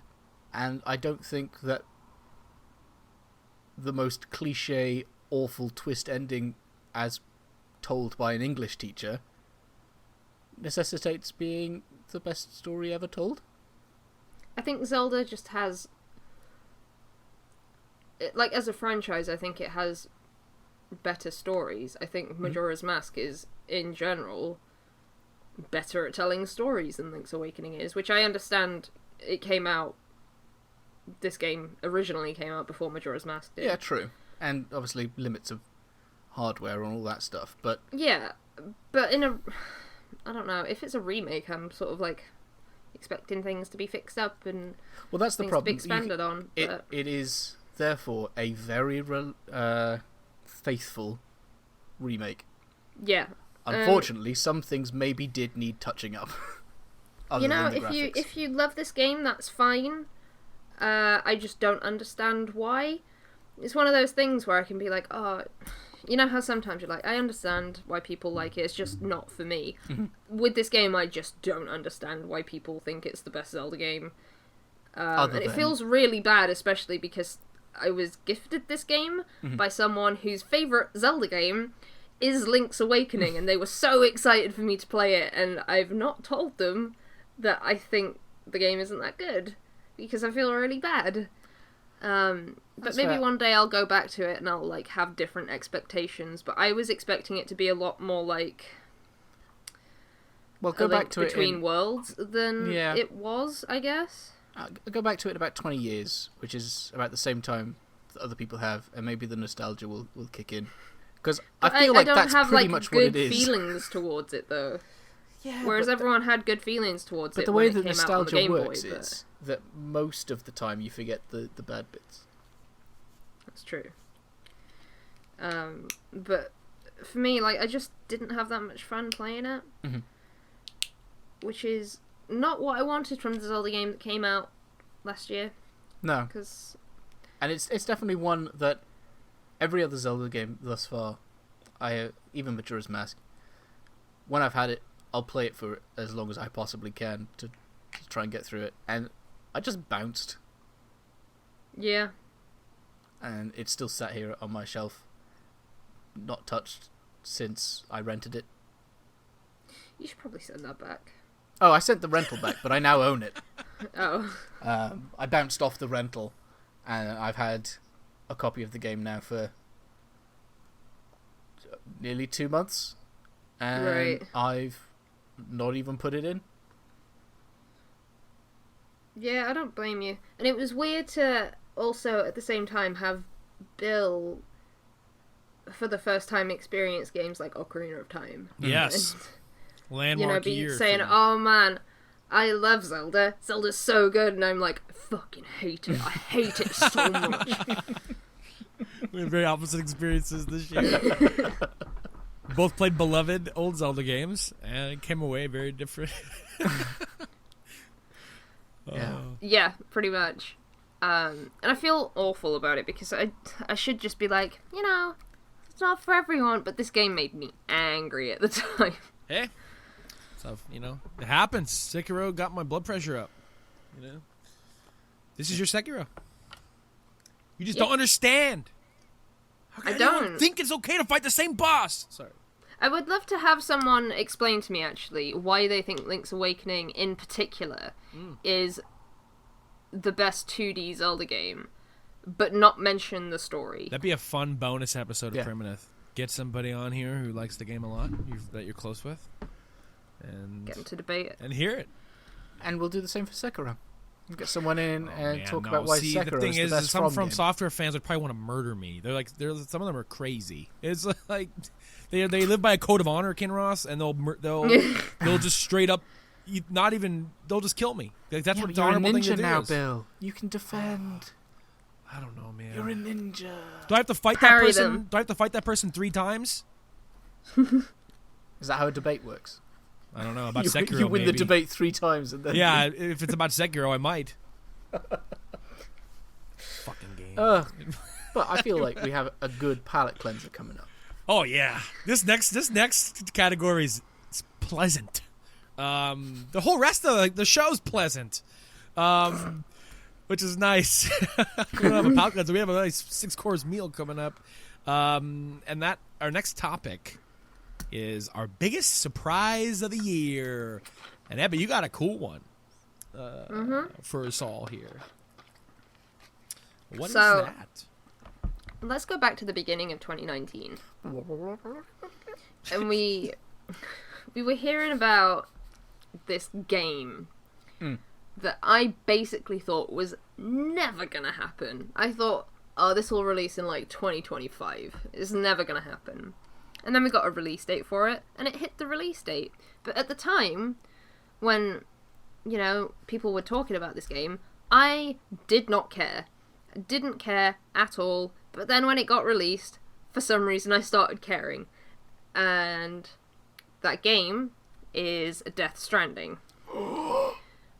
So I have never played a Kojima game before. So, well, that's not true. I played like maybe 20 minutes of Metal Gear 1 on the GameCube. But I've never really dove into a Kojima game before. Mm-hmm. And I didn't expect that, Death Stranding was going to be the one that I picked as my first Kojima experience. But one day I was just on Twitch after it came out, and I saw that in my, recommended thing, it was saying, oh, this dude's playing Death Stranding. And I was like, I actually don't know anything about this game, so I'm going to go and have a look. And it literally is Delivery Man Simulator. And I could not stop watching it. So eventually I bought my own copy. And I love it. I think it's a really, really good game. I don't think I would recommend it to anyone. I don't think I will ever beat the game. But I think Death Stranding is quite good. And I did not care anything about this game before it came out. And I never thought it would come out. I thought it was going to be one of those games that, like, they talk about every E3. Mm-hmm. And, you know, eventually it'll come out and everyone's going to be disappointed because it had 7 years of hype leading up to it. And instead, everyone hates it, and we only had, like, 2 years of hype leading up to it, so it's fine. Feels a lot longer than 2 years. I think it's probably 2 or 3 years, I don't know exactly, but... I feel like if I'd played it, this probably would also be the same sort of thing for me. I hated hearing about this every E3. Nothing seemed to be interesting about it at all. It's like, here's another weird cutscene. And then we finally got a little bit of gameplay, and it's like, okay, that makes no sense. And hearing you talk about it, about, like, general gameplay stuff, I'm like, you know what? I probably would enjoy this game, except for all the stuff that isn't delivering things. Yeah. Like, anything related to what I would class as story, which I assume the BTs are, of, like, trying to deal with those and things, I'm really into, because Euro Truck Sim is a great game. Hell yeah, bro! Hell yeah! And to do that on foot and to traverse a world, like, if Breath of the Wild 2 turns out to be just delivering parcels because you put on your postman hat, I'm gonna love it. But dodging guardians and crap, yeah, it's great. It's just, like, in a way, kind of therapeutic, but then you'll be having, like, that nice moment where you're like, oh, just walking through the wilderness, got my fancy quap on, you know, and then all of a sudden it starts raining, and whenever it rains in Death Stranding, you get a bit panicky because you're like, oh god, if I keep going this way, the rain is going to turn into Timefall, and Timefall is, like, really, really bad, because it means that's where the BTs are. But sometimes you don't, like, have an option of just going around and avoiding them, you have to go through them. And I think, like, when I went into the game, I was like, I am not about that. I don't want anything to do with that. But there's something a little bit exciting about when your little thing blips up and he's like, oh, guess what? Guess what? There's danger around. Because it makes you play a little bit differently, and yeah, I think it's a really good game, but it's in that weird sort of, I like it, no idea who else would like it though. And I don't think I'll ever beat it because I'm not progressing in the game because I'm just too I'm too into this, like, oh my god, if I make a route, so Port Knot City or whatever, they have some supplies that I need to take here, but if I also take these other parcels that are along the way and not that far out of the way, then I could do a bunch of deliveries on my way to delivering this, like, big parcel. I'm gonna do that, and then that's like maybe 20 minutes of gameplay turned into about 4 hours worth of gameplay, because all of those places are gonna have parcels as well. That you'll be like, well, I'll take those as well, because, you know, I could just go back to that first place because it's not that far, and it's got a very good gameplay loop if you like boring. I mean, stuff. my favourite minigame in a Zelda game is sorting the post in Wind Waker. That's a good minigame. It's a lot of fun and led me to work a shift at the Royal Mail and sorting post, and almost as satisfying, but unrelated. But I mean, it's just, if it turns out that there's a way to choose to turn off the BT stuff, I would appreciate that a lot more. Like, I get adding some challenge, but I'd rather it be because I want it to be there rather than...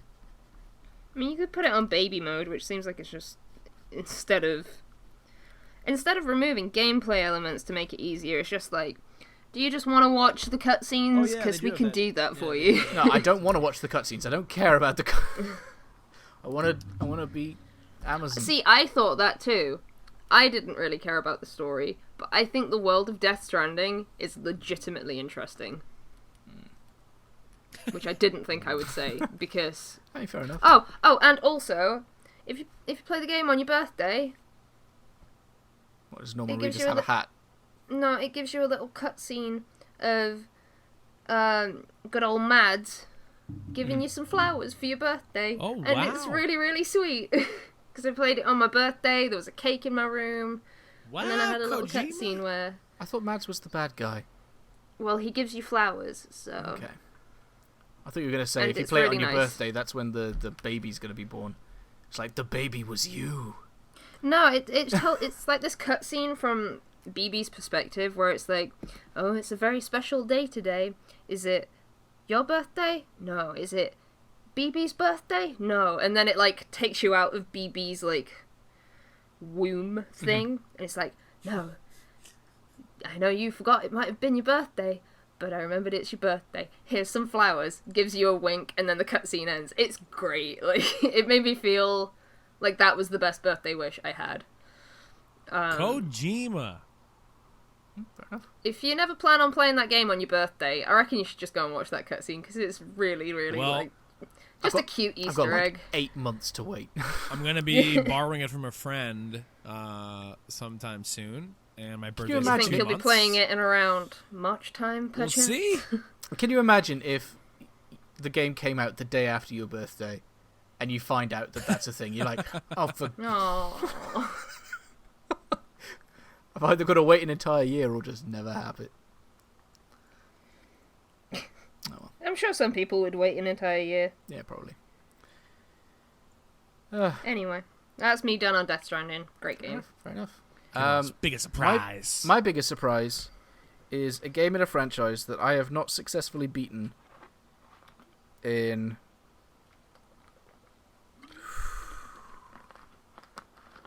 since the DS, maybe 2008 might have been the last time I beat one of these games, excluding a remake, is Pokemon Shield.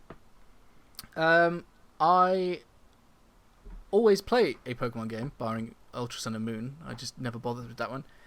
But since Platinum was the last one I beat, I have just always had the... Oh, maybe I did beat Black. Either way, I've just had the expectation that I will either not beat the Pokemon League, or I won't beat whatever it's classing as the story, and it'll just sort of sit there as something unfinished. And Let's Go Eevee, I managed to beat, and I got the full Pokedex, and that was super satisfying.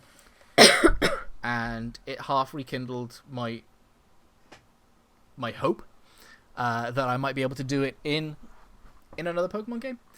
And I was probably one of the few people that when they said not all 9,000 Pokemon will be in this game, I was like, thank God, now I might actually beat a Pokedex.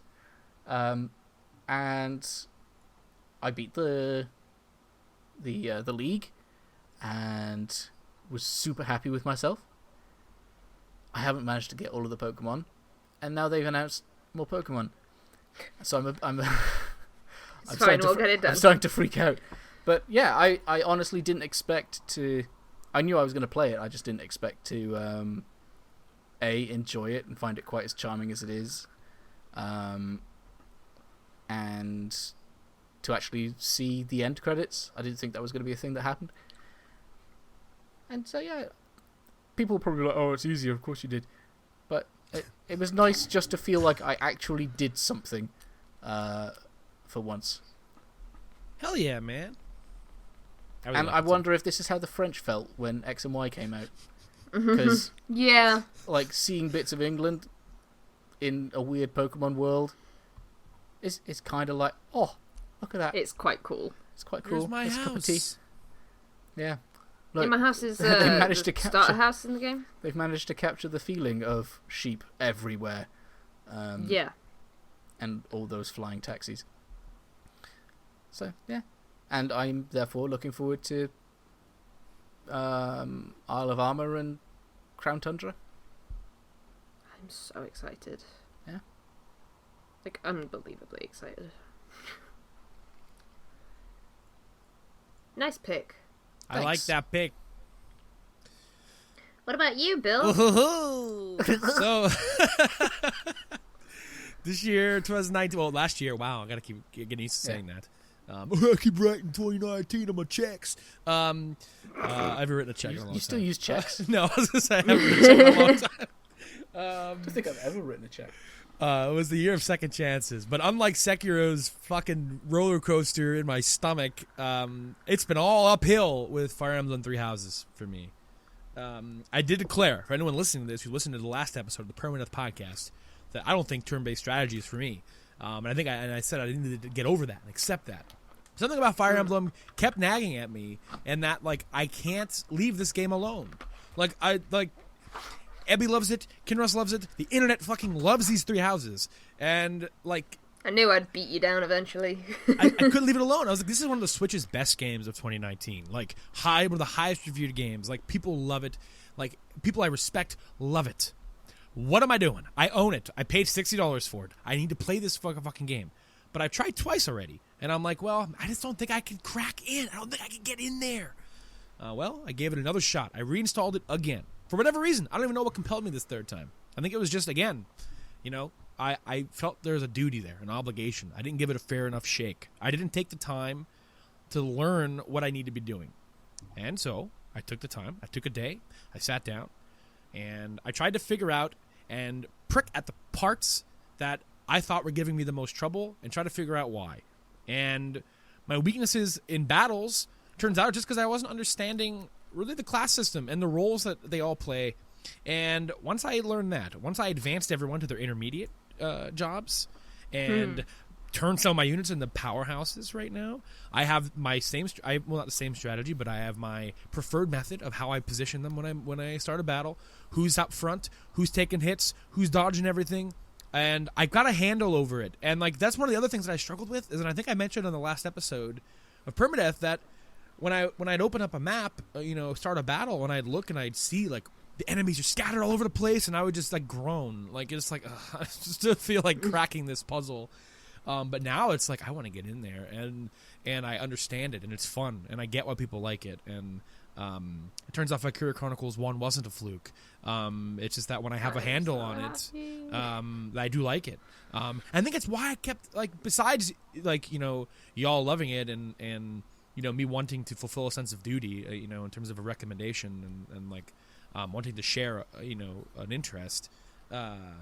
It's that I know deep down, I loved Valkyria Chronicles. I had to love it for a reason. It's just that I understood Valkyria Chronicles. Now, Valkyria Chronicles 4 is another story. I'm just bored of that game. But 3, is someone running a chainsaw? What the fuck? Sorry, that might have been me. Oh, that was you. Okay. I didn't hear anything. No, you're good. I looked out my window. I was like, what the heck was that? You live on the top floor. What's anyone going to be doing with a chainsaw at your window? It was like that thing that people do to Twitch streamers, or it sounds like someone's knocking on your door. Have you ever seen that fucking prank? What, when they call the SWAT on them? It's like a video. It's shit. I don't know how to Oh, describe it. in the song recommendations or whatever. Yeah. Okay. And it's perfect 3D audio, and it sounds like the knock is coming from behind you, and it scares the shit out of people. That's what I just did to me. That was amazing. That was amazing surround sound, chainsaw noise. What the heck? I didn't hear. Anyway, I understand what's going on, and because the things I was liking about Three Houses originally. It's an interesting biggest surprise because it's a game that I started playing and was enjoying. So it wasn't like I bought it out of nowhere and was like, oh, I have no expectations of liking this.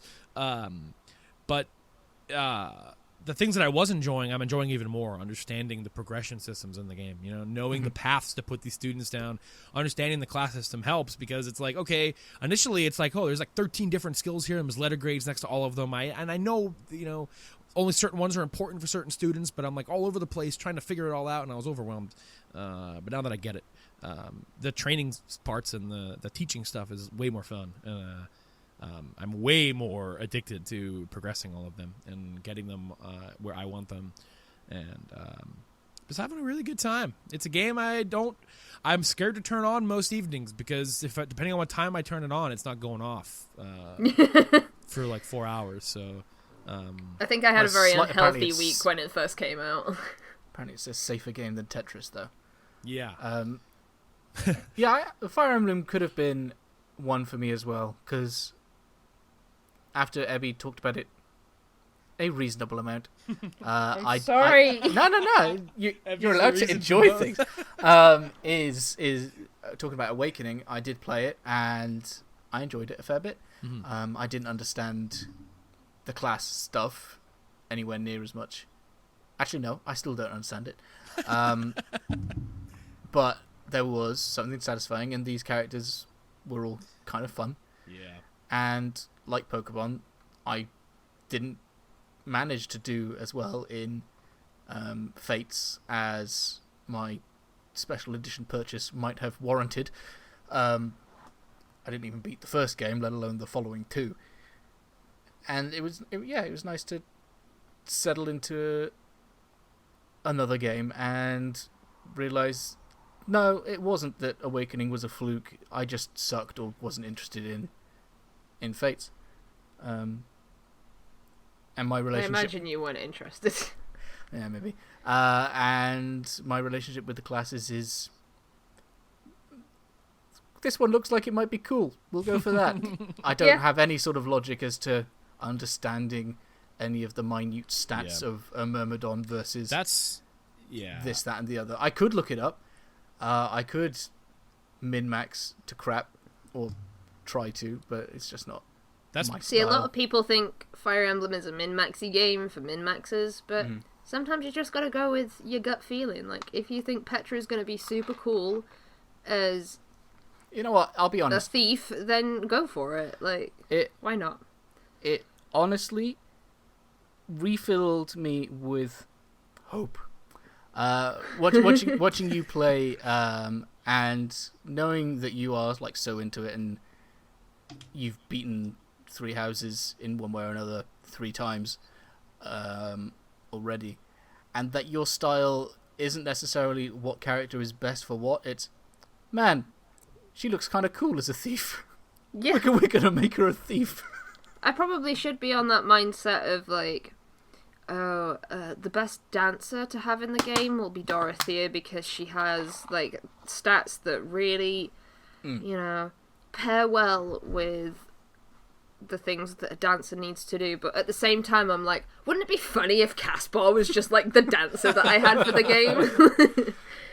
No, I think there's a preconceived notion with Fire Emblem that you have to play it like a certain way, and I've never played it that way, and I've had way more fun that way. I don't have impressive units. I make the game a little bit harder for myself in certain respects, but I have fun, so... It does seem like one of those things where, hey, you can choose to make any character anything you want, but if you want to do well, you're going to pick this one. Yeah. Like, I have a friend who fucking hates using anything apart from swords in Fire Emblem, so literally all of his characters are just, like, the sword class. And not even the final one, because that mixes it with magic, so he's like, no, they're just staying as swords people. And that's his thing. And it works. You can do what you want in Fire Emblem. Yeah. It's like a 3 Hearts run. Yeah, I'm loving it. I'm loving it a lot. So congratulations to all Fire Emblem fans out there. I like it. Thank you. I'm so glad. I really like Genuinely, it. I'm so glad. Yeah. I need to pick it up again before Ashen Wolves. It feels good to have a click, you know. Yeah, I was actually, like, low-key kind of devastated when you were like, yeah, it's just not for me. I was like, oh no. Okay. I really thought that he'd like this one, but I guess that's fine. I'm determined, because there's so much stuff in there that I love the monastery stuff, and I love the characters. Like, that's one thing that's really seeping into my soul. Who's just your favorite? Spending time with these kids is just like, I'm loving them. I think that's... I've got to know who his favorite is, though. My favorite so far, I mean, it's probably Petra at the moment. But It is a good choice. Honestly, I think that 3 Houses is probably, like, of the ones that I have played, the right one to have pushed Bill into on, just because it has that Persona element. It's like, we can get it with the Persona, and then get it with the Valkyria Chronicles, rather than just Awakening, which is just really a strategy with RPG story stuff on it. I think the presentation's really impressive too.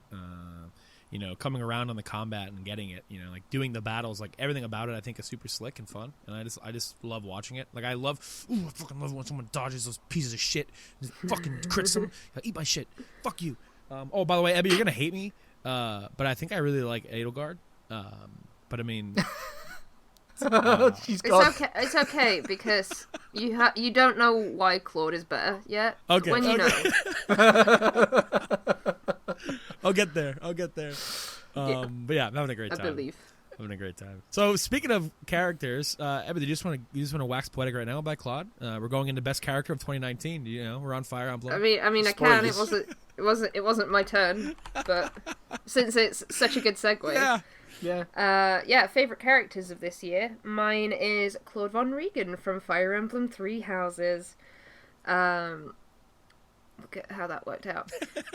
So, everyone has a favorite Fire Emblem character if they've played any of the games. And for Three Houses, Claude is mine. And the reason is... to your wrong opinion, but... Well, you don't know that. Well, basically, they made this character. And it's not super common to have a biracial character in a Fire Emblem game. Now, just to double check, is it a biracial character or a mixed race character? He is of mixed heritage. Okay. And instead of just doing it because, like, oh, the design's really cool and this will please, like, some people who play the game, instead of doing that, they made, like, everything about how he acts because of that so interesting to watch. And one thing I love about Claude in particular, above, like, the rest of the Fire Emblem Three Houses cast, is that he has, like, this responsibility. He has this, like, burden, I guess, to eventually succeed his grandfather and become the leader of the Leicester Alliance. That's, what's going to happen. And he super doesn't want to do that. Like, he has zero interest in being a ruler of any kind. And instead he's just got this dream, I guess, of what he wants to do is just end racism. That very baseline. He just doesn't want people to be racist anymore. He wants to tear down a mountain so that he can open the borders up and that, people can cross. Mm-hmm. That's his ultimate goal. But the way that he goes about that, rather than being very open and saying, hey, do you want to help me end racism, is he sees the professor as someone super useful. So he will just be like, his thought immediately isn't, I'm going to try and, convince them to help me. He's like, I'm going to use this person, and I'm going to, they're helpful, I can use them, and they will help my cause, and I don't have to care about them, and that's my thing. I'm a very tricky man.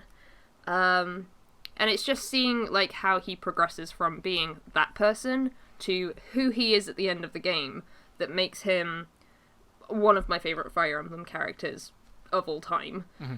And there's a lot of Fire Emblem characters, so that's putting that up there. Are there more Fire Emblem characters than there are Pokemon? Nearly. Not quite, but nearly. Like I think there's about 700 Fire Emblem characters. Mm. Something around there. But yeah, I just think he's a great character. I think his voice work is great. I think his design is great. I think he represents a group of people that are not often represented in video games, and it does a good job of it. Mm-hmm. And there's not a lot I don't like about Claude. If I'm looking at him from, like, the perspective of, this is an interesting character. Yeah. I wish I could write a character like this. And that's why I picked Claude. He's no Arthur Morgan. Mm. But he is pretty good. Boy. There's only one Arthur Morgan. Nice. Yeah, fair enough. And that's why he's better than Adolgar. My best character actually changed. So I'm gonna give a half shout out. I can't remember her name now, but the witch lady from Star Wars was probably the best part of that game. Oh, she was cool. I forget her name too. Yeah, it's like Night Sister or something. Yeah. Just like a super sarcastic person who's clearly been left on a planet for a while. Her existence makes me excited for the potential sequel, because if she's going to be part of your crew or something, like that could be really cool. Like that could add some spunk to the game. She was literally the only thing that I liked about that game, and she came into it in the last like 90%, or at the last 10%. Sorry, it's like, oh, I'm here now, and now we're off to the final bit. But anyway, my actual choice is from a game that I had no interest in playing, but it was on Xbox Game Pass, and that makes me play things, and that's Parvati from Outer Worlds, who was unfortunately snubbed at the Game Awards by an actual actor, which seems like cheating. Yeah, it's hard for me to actually pin down quite so well as Evie did as to why I like Parvati. There's just an awkward charm about this person who's never really thought about that they'd get a chance to get away from this awful backwater town that she has to work in, and suddenly is out amongst the stars, working on a ship like she's always half dreamed of but never really thought that was going to happen. And her trying to sort of navigate this experience of meeting new people and trying to do things for herself, and her entire side quest was just enjoyable. There's an element of a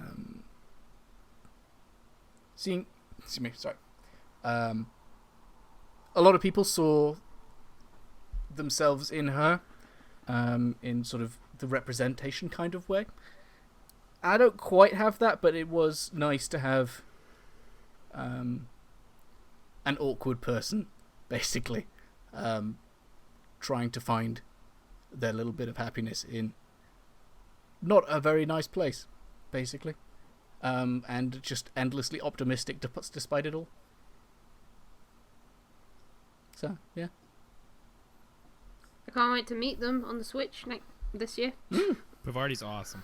Yeah, her whole side arc is just insanely enjoyable. I mean, this is a delight to play through, and just like every game like this, like I mean, I'll say like this, but I mean, like this is very reminiscent of Mass Effect in the way you do your follower quest lines, and like very reminiscent of a BioWare game.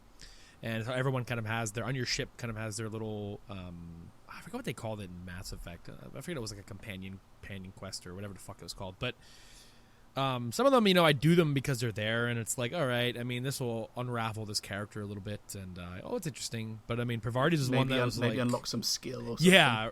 Parvati's is one where it's like I can't wait to get the next one. Like I can't wait to do the next part of it. It's like, is it available yet? They go back to the ship and it's like, oh yes.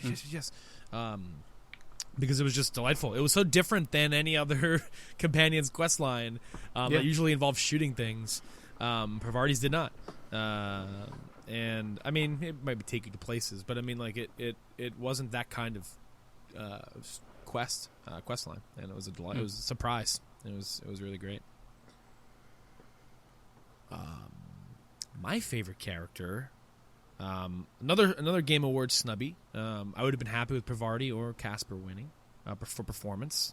Ashley Birch for Parvati. Parvati. I always fuck that one up.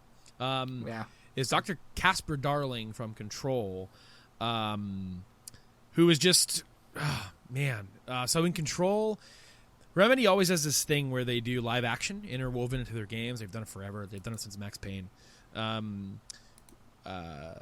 Where in Control you find videos littered about the oldest house, and they are video logs from Dr. Casper Darling, and they range from like, training videos for the scientists who work there to just eventually just, vlogs pretty much detailing what's going on. Like he's heavily involved in the things going on inside of the oldest house.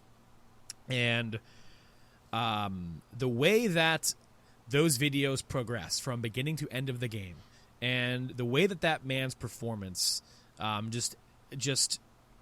it's because Control doesn't really have too many characters that you meet in the game world that are memorable. Ati the janitor is the only other one that like really sticks out to me. And he's the only character you directly speak to that is memorable. Dr. Casper Darling you never really interact with throughout this entire game. So it's an interesting one that he makes such an impression because like he's never really involved directly in your activity. He's just kind of always there with you through these videos, and they seem like they would just be audio log things, but they do eventually become bigger and while not interacting with you directly, they are interacting with the story in a very big way. And it's just such an endearing, hilarious, harrowing performance from that man. That is just, it's all ranges of emotions that come out of that. And there's one particular sequence in the game that is just at the climax of that game that I will not spoil because that is a moment that if you're planning on playing Control, that just like right at the emotional peak of Control, Remedy decides to throw one last Casper Darling moment at you. That is, if it weren't for the ashtray maze, would have been my favorite moment of the year because it is just fucking hilarious and it sticks with me. I'll watch that like every week. Love it. Casper Darling should have won. God damn it, fucking Mads Mikkelsen. He's a fine actor though, Mads Mikkelsen. Yeah, very very handsome man.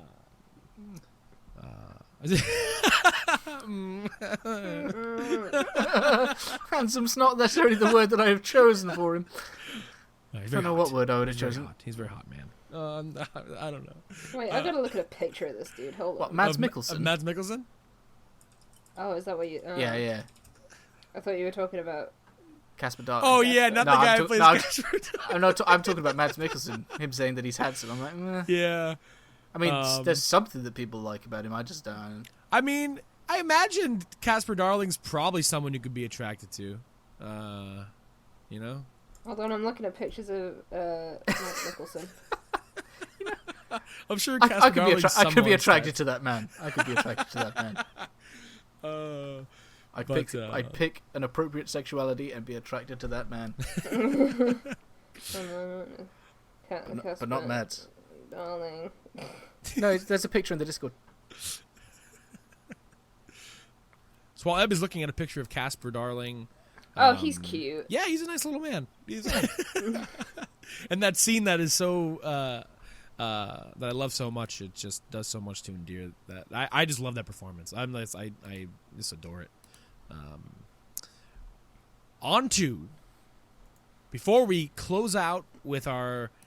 our big ones, the big dogs. We're looking ahead a little bit and talking about our most anticipated game of this year, 2020. Woo-woo. What y'all got? Wait, whose turn is it? It's your turn. Oh. Oh, Yakuza 7. Absolutely. It's killing me inside to know that they're playing this in Japan right now. And I can't fucking play it. It's killing me. It's eating away at my soul. I saw a thing on Twitter of, it's like super JRPG based nowadays. And they have summons in the game, like Final Fantasy summons. Wait, what? You could summon I didn't know Majima. that, but I only knew the turn-based combat. Yeah. Wait, what did you just say? You could summon... I'll link you the video. Somebody posted it on Twitter. It went like viral. You could summon Majima, like to assist you in combat. Sorry for the peak. And I imagine other characters... characters... Is there a story reason for that? I have no idea. Oh my god. But, because I knew he was going to be in the game. Like, he was in one of the trailers, him and Saejima and whatever his, are in the marketing materials. So I don't know what kind of, what they're going to play. But, I mean, the whole idea of this game is that, like, in his head, in Ichiban's head, he is a massive Dragon Quest fan. So, like, he sees everything through the lens of a JRPG. So, like, when he's calling his friends to battle and, like, people who aren't always with him, they work like a fucking Final Fantasy summon.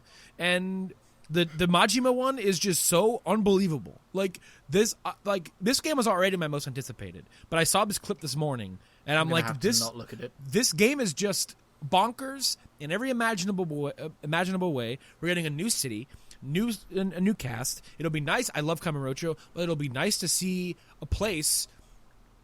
According to headlines, you know, whenever you read open world headlines, you never know. 3 times the size of Kamurocho. Exciting. Imaginable amounts of video games, unimaginable amounts of mini games. There's a Pokemon style mini game. I forget what it's called, but there's 220 something things to catch. I don't know what that means. I don't know what that is. I don't know what that means. There's kart racing. There's dating. There's social stuff like Persona. It's Yakuza. Do you ever feel like you should just learn Japanese so you can play Yakuza just a bit faster? That's what I want. That's what I want. Like I'm like watching. Like I'm gonna have to mute Yakuza because I mean, like how memeable, and not memeable maybe necessarily, but how perfect Yakuza is for word of mouth. That every Yakuza game comes out, whether it be Judgment, whether it be 6, whatever one. No matter which one it is, these games just, there's a moment in each one that spreads like wildfire. Whether it's the chicken, now whether it's these summons, like there's gonna be, Twitter's gonna be a nightmare leading up to the localization of this game as more Japanese players get it. And I'm not necessarily disappointed that I saw this summon because it's part of the combat, it's whatever.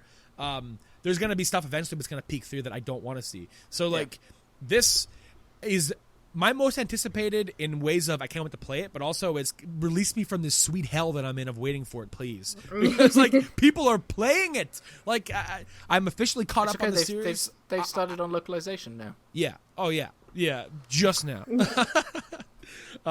It's a huge game though, and I understand why it takes so long. But at the same time, I mean, I would love to see. One of my things I would love to see. I mean, again, it's not a big budget thing like Square. I get maybe why localization on Yakuza takes as long as it does for a lot of reasons. But I would love to see them eventually hit simultaneous releases with Yakuza going forward.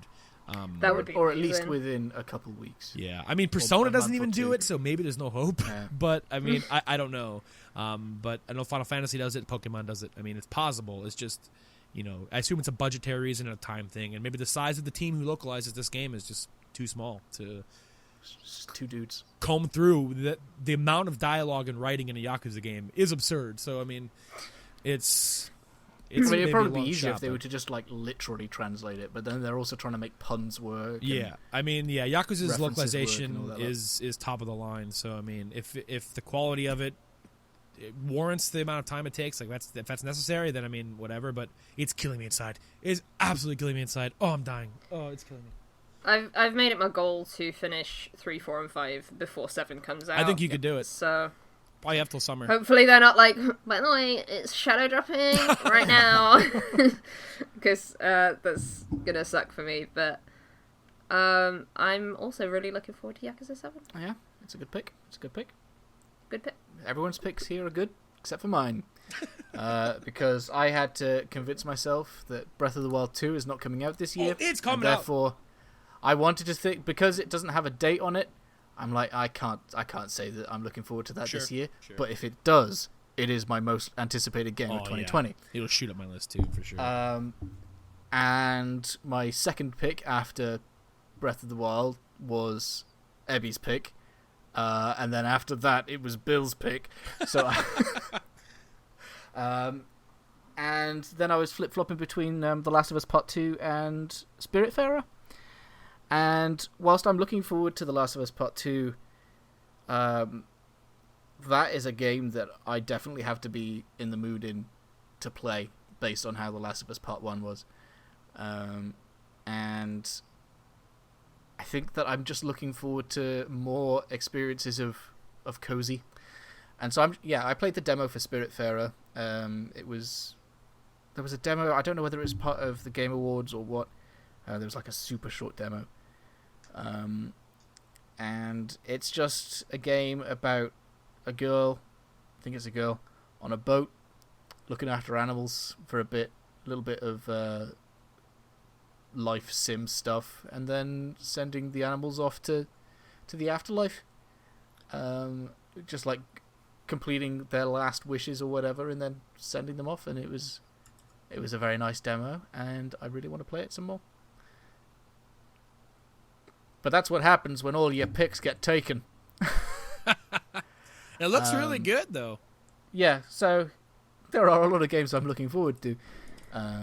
But I am also looking forward to Spiritfarer. yeah, I think that Spiritfarer is unfortunately fourth on my list. But yeah, there's a lot of stuff to look forward to this year. It's just hard to pick the thing that you're like, yes, I really want it. Yeah, there is also a Tanuki who is a shopkeeper. Yeah, just a small little. Nice. I'll get onto my pick after I've seen this. Just hold the phone. I'm watching there. The Majima summon. Oh, Yeah. do I watch it and spoil it, or it's probably going to show up in my life at some point, isn't it? Let's watch it. I love it. It's amazing. I love it. Like, this just happens in combat. Sure, I hope you can skip that after the 7th time, though. Sure, for sure. Actually, it looks like there's a every skip single button time. in the bottom right. Like a start button down there. Let's just skip Yeah. it.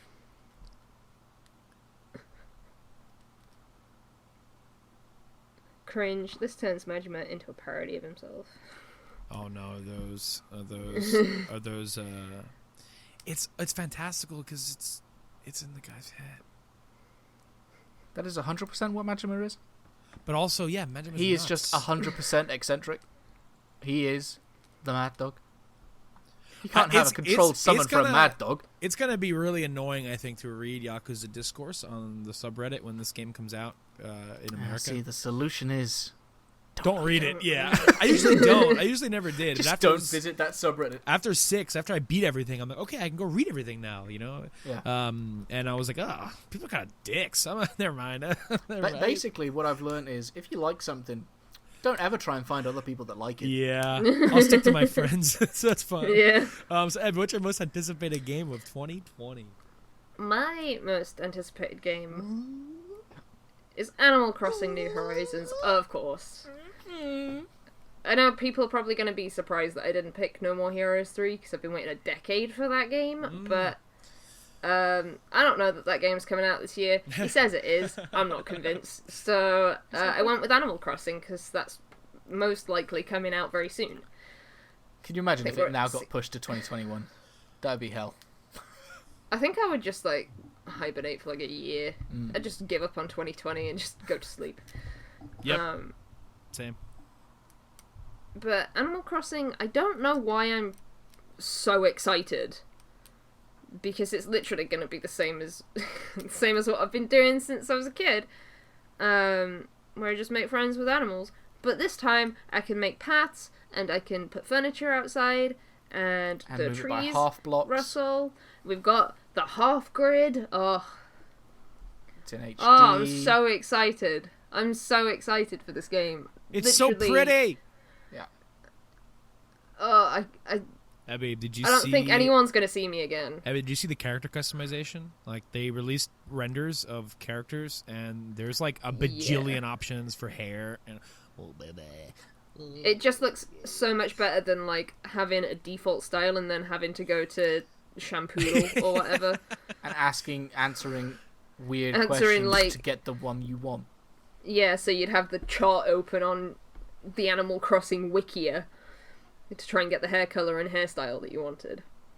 The one thing I'm really excited about with this one, one of the things I loved, I think one of the reasons why Animal Crossing GameCube, I played that one so much, is because everyone in my house played it in my town. Like, my brother played it.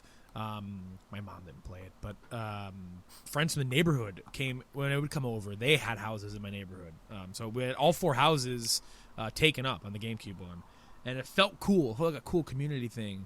But then with the other ones, nobody else in my house played them. My sister got really into Animal Crossing on the Wii, but that was our only Wii, and she had it, so I didn't really play that one. So what's exciting to me about New Horizons is everybody in my house has a Switch. I have a Switch. My sister has a Switch. My brother has a Switch. And we all play Minecraft together. And so the next thing we're going to play is this when it comes out. And that's exciting for me to play it with them. And it's just a cozy plan. And I'm excited. I'm excited to share the game with everybody. more people own a Switch than anything Nintendo that in my life than ever before. Not many people I knew in real life had a 3DS besides y'all, and like it'll be fun to know that everybody I talk to, I can just go visit their shit. When we can trade fruits. Yes. Yeah. And it's gonna be great. It'll be our luck that we all have the same fruit somehow. But it's weird thinking that the Wii no doubt sold more units, but that was like 1 unit per house, whereas the Switch is like 2 or 3 units per house. Yeah.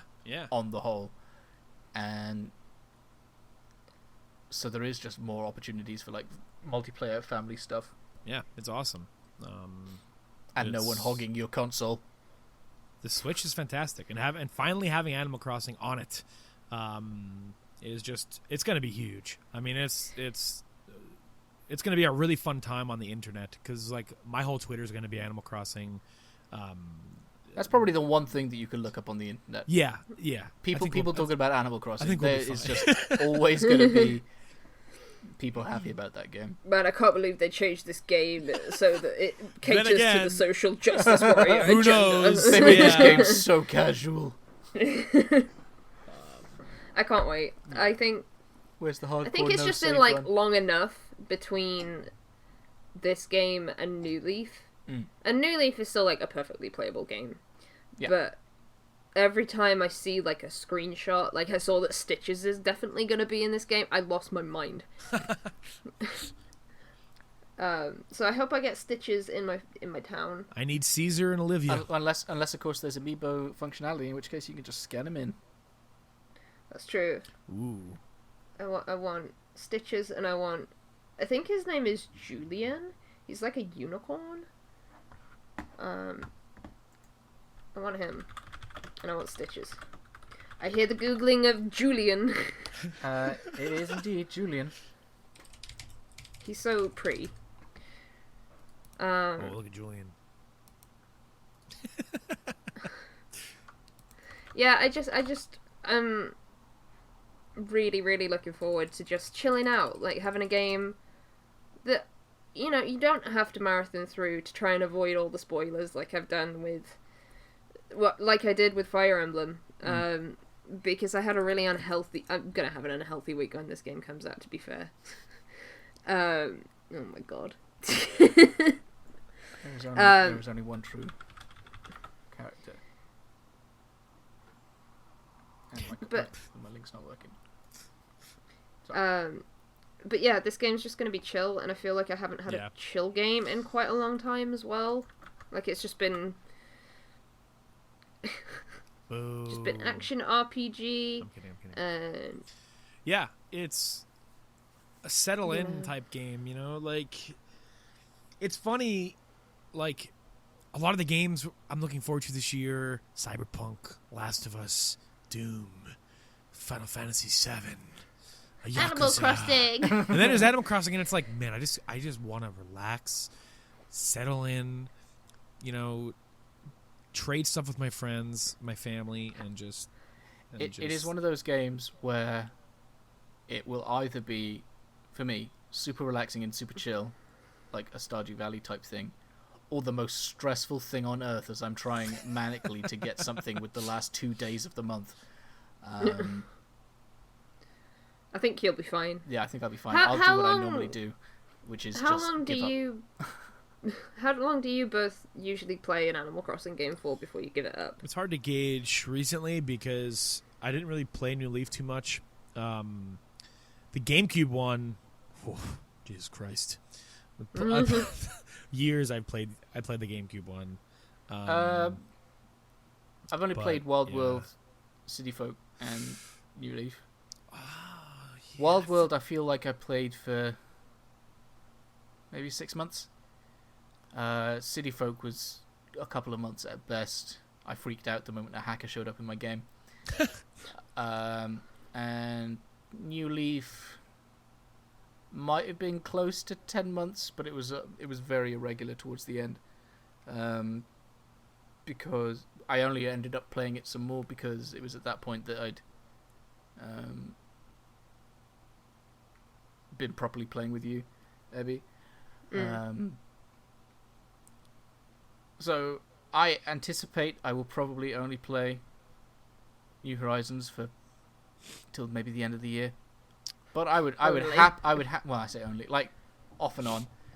I'm not going to religiously play it for 6 months. Now that But I will be gladly proven wrong if I am playing this for years and years. I'll be super stoked. hell yeah. But Now that I'll it's probably- back on a TV, I'm like, I've always had a weird yeah, thing with handhelds. I've so never had the TV experience, so maybe it Yeah. will be I just more, because playing in the handheld was always just like a faff. Yeah. I don't think I've ever beaten a game on a handheld besides Pokemon in my life. And it's never the game's fault. It's just like when I'm home, I just never turn it on. So the Switch has been like godsend for me, where it appeases both audiences. And I'm getting those games on my TV, and getting to play these games that have been handheld games for so many years now. Since their initial, Animal Crossing was a console game first, but you know what I mean. Like it's been a handheld series ever since. Well, yeah, it's like, why play a DS game at home when you could play something on your Wii, Right. Wii U, PS4, Switch, whatever, or Xbox. But And then now I you've could got that take it on choice. the It's go. like, Yeah, and Yeah. I could do it both ways. So for Animal Crossing, I think I'll play this one the most since the GameCube. So like that's what has me most excited. Like just thinking about that aspect of it and just the nature of the platform that it's on. I'm excited. I won't see you after March 20th. And it has local co-op too. unless it's via a village or an island. See, the problem is, this is how you can tell me and Bill grew up in very different households. Because the idea of letting someone, like, fuck with my Animal Crossing island gives me anxiety. Like, I want it my way, or I don't want it. Oh, well, I had to be my one rule is that nobody else was allowed to pay their mortgage off until I did, so I got the golden statue. Because the first person who pays it off gets gold, the second person gets a silver statue outside their house, and then so on and so forth. What does the fourth person get? Nothing. Probably just Copper, I a think. pile of shit. I don't know. Is it like a bronze statue, like green? Oh, yeah, I think you're right.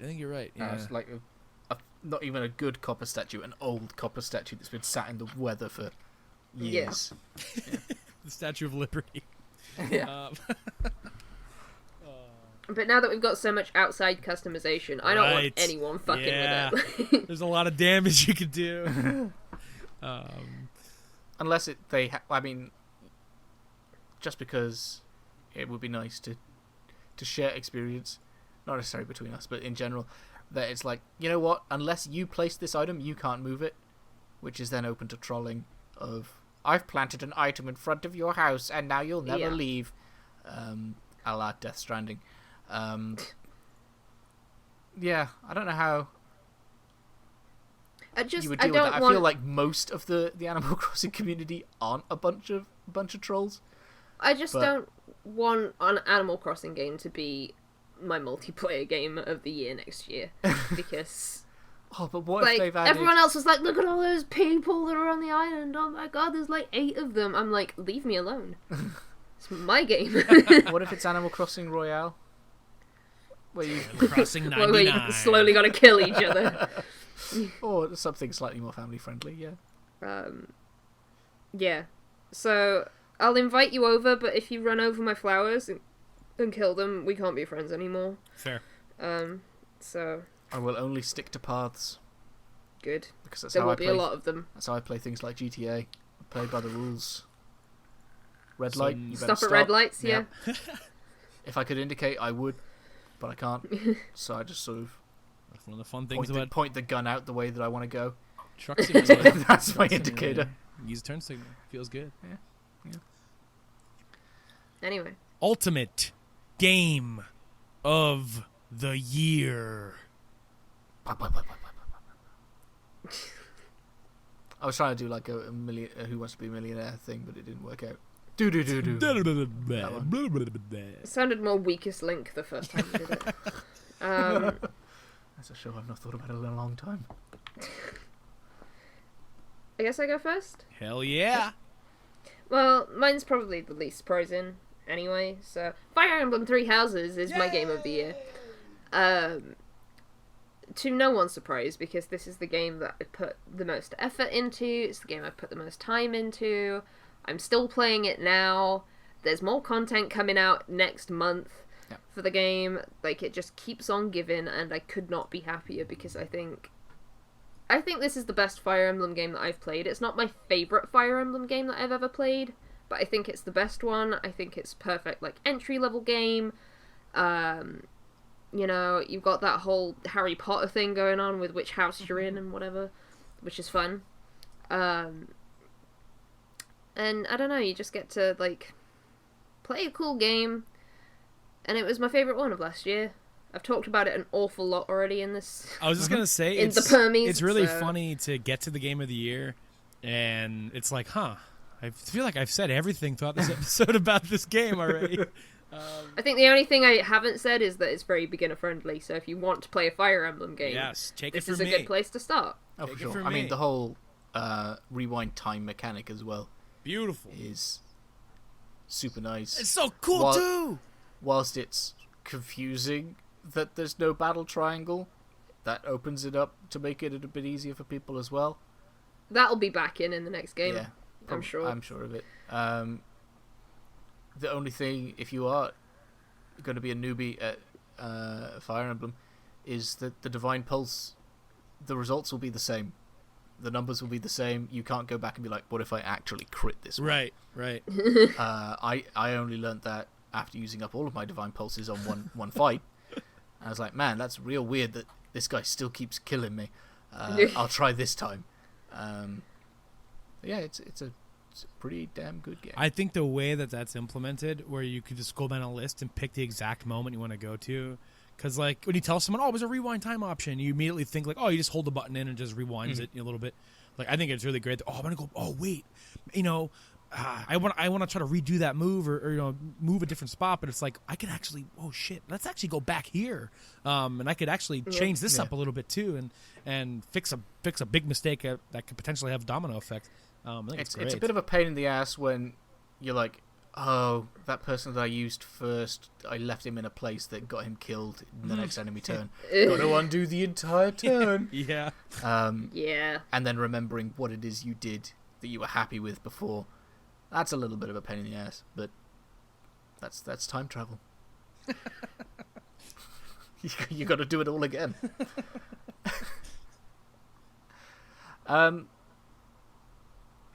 Yeah, so by virtue of making me not feel like an absolute failure, my game of the year is Pokemon Shield.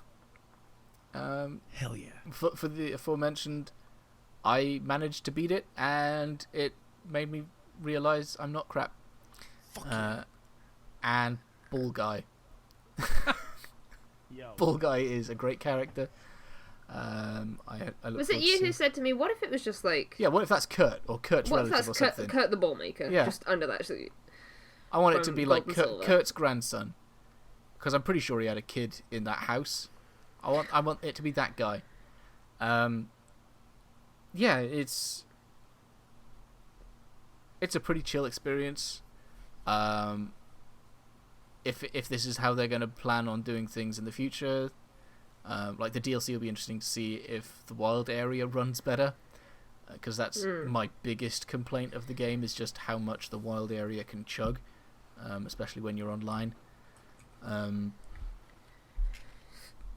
Yet there is very little about that game that I do not like, and the only bits are little niggly quality of life things that could fairly easily be fixed in a sequel.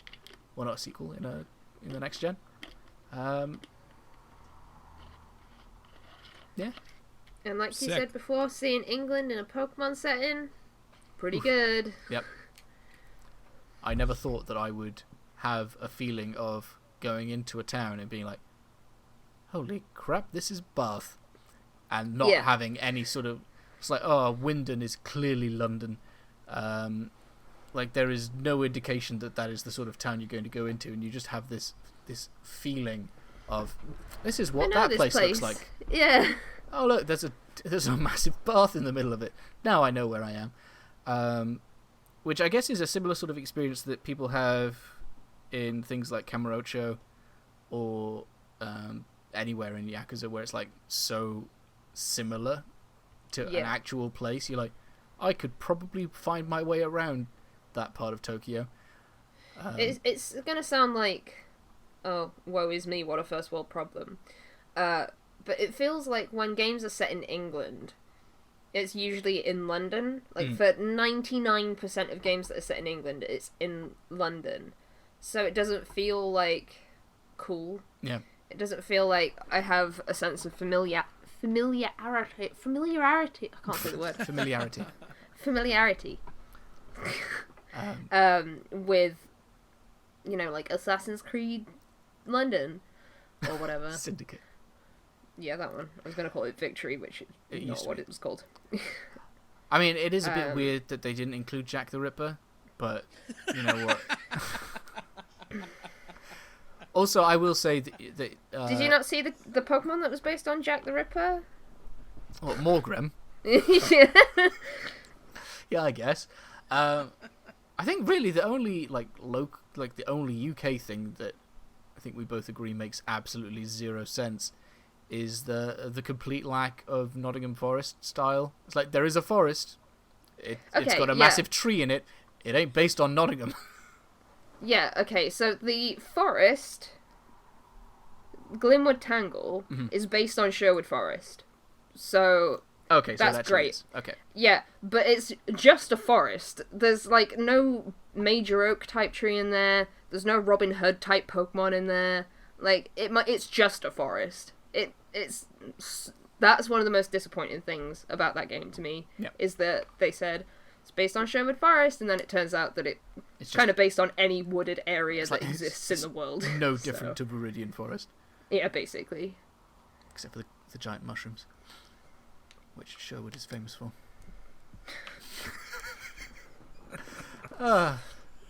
If only. Like, look at these cool glowing mushrooms that are the size of me. Probably if you ate some of the random mushrooms, they'd glow. Anyway. Yeah. Yeah. That is my ultimate game of the year, Pokemon. Hell yeah. Mine. Oh, sorry. Stretching. Been a while. Mine flip-flopped a lot this year. I played a lot of things I really liked. Like, it was I could easily see two other games being in this spot. What are the two other games? Resident Evil 2 and Judgment. But Judgment was a tough call as well. Control's my pick. I couldn't ignore it as my pick, after seeing what they gave me as a massive Alan Wake fan, and then just loving weird sci-fi and just like shit that makes no sense, and Twin Peaksy type stuff, Lynchian stuff, X-Files type stuff, Fringe type stuff, and then just giving me more Alan Wake story on top of it, just out of nowhere. It's like, oh wow, okay, wow, wait, wow.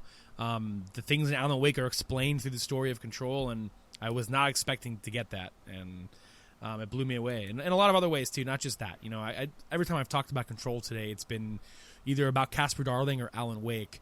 But the things that Control does on its own too, even if it bear no connection to Alan Wake, would still blow me away. And the Oldest House is just a really fun environment to explore, and the combat mods are a little cumbersome, but it makes the shooting really fun. I had a really sick loadout for myself towards the end of the game that was popping headshots and one-shotting things. The boss fights were a little hard. The difficulty spikes a little wacko on those, but there's some really memorable moments involving some of them in the later game, and I just was just hooked on that world. There's things they could do a little better. The map's a little nasty, but the house itself is so fun to explore that I overlooked that aspect of it.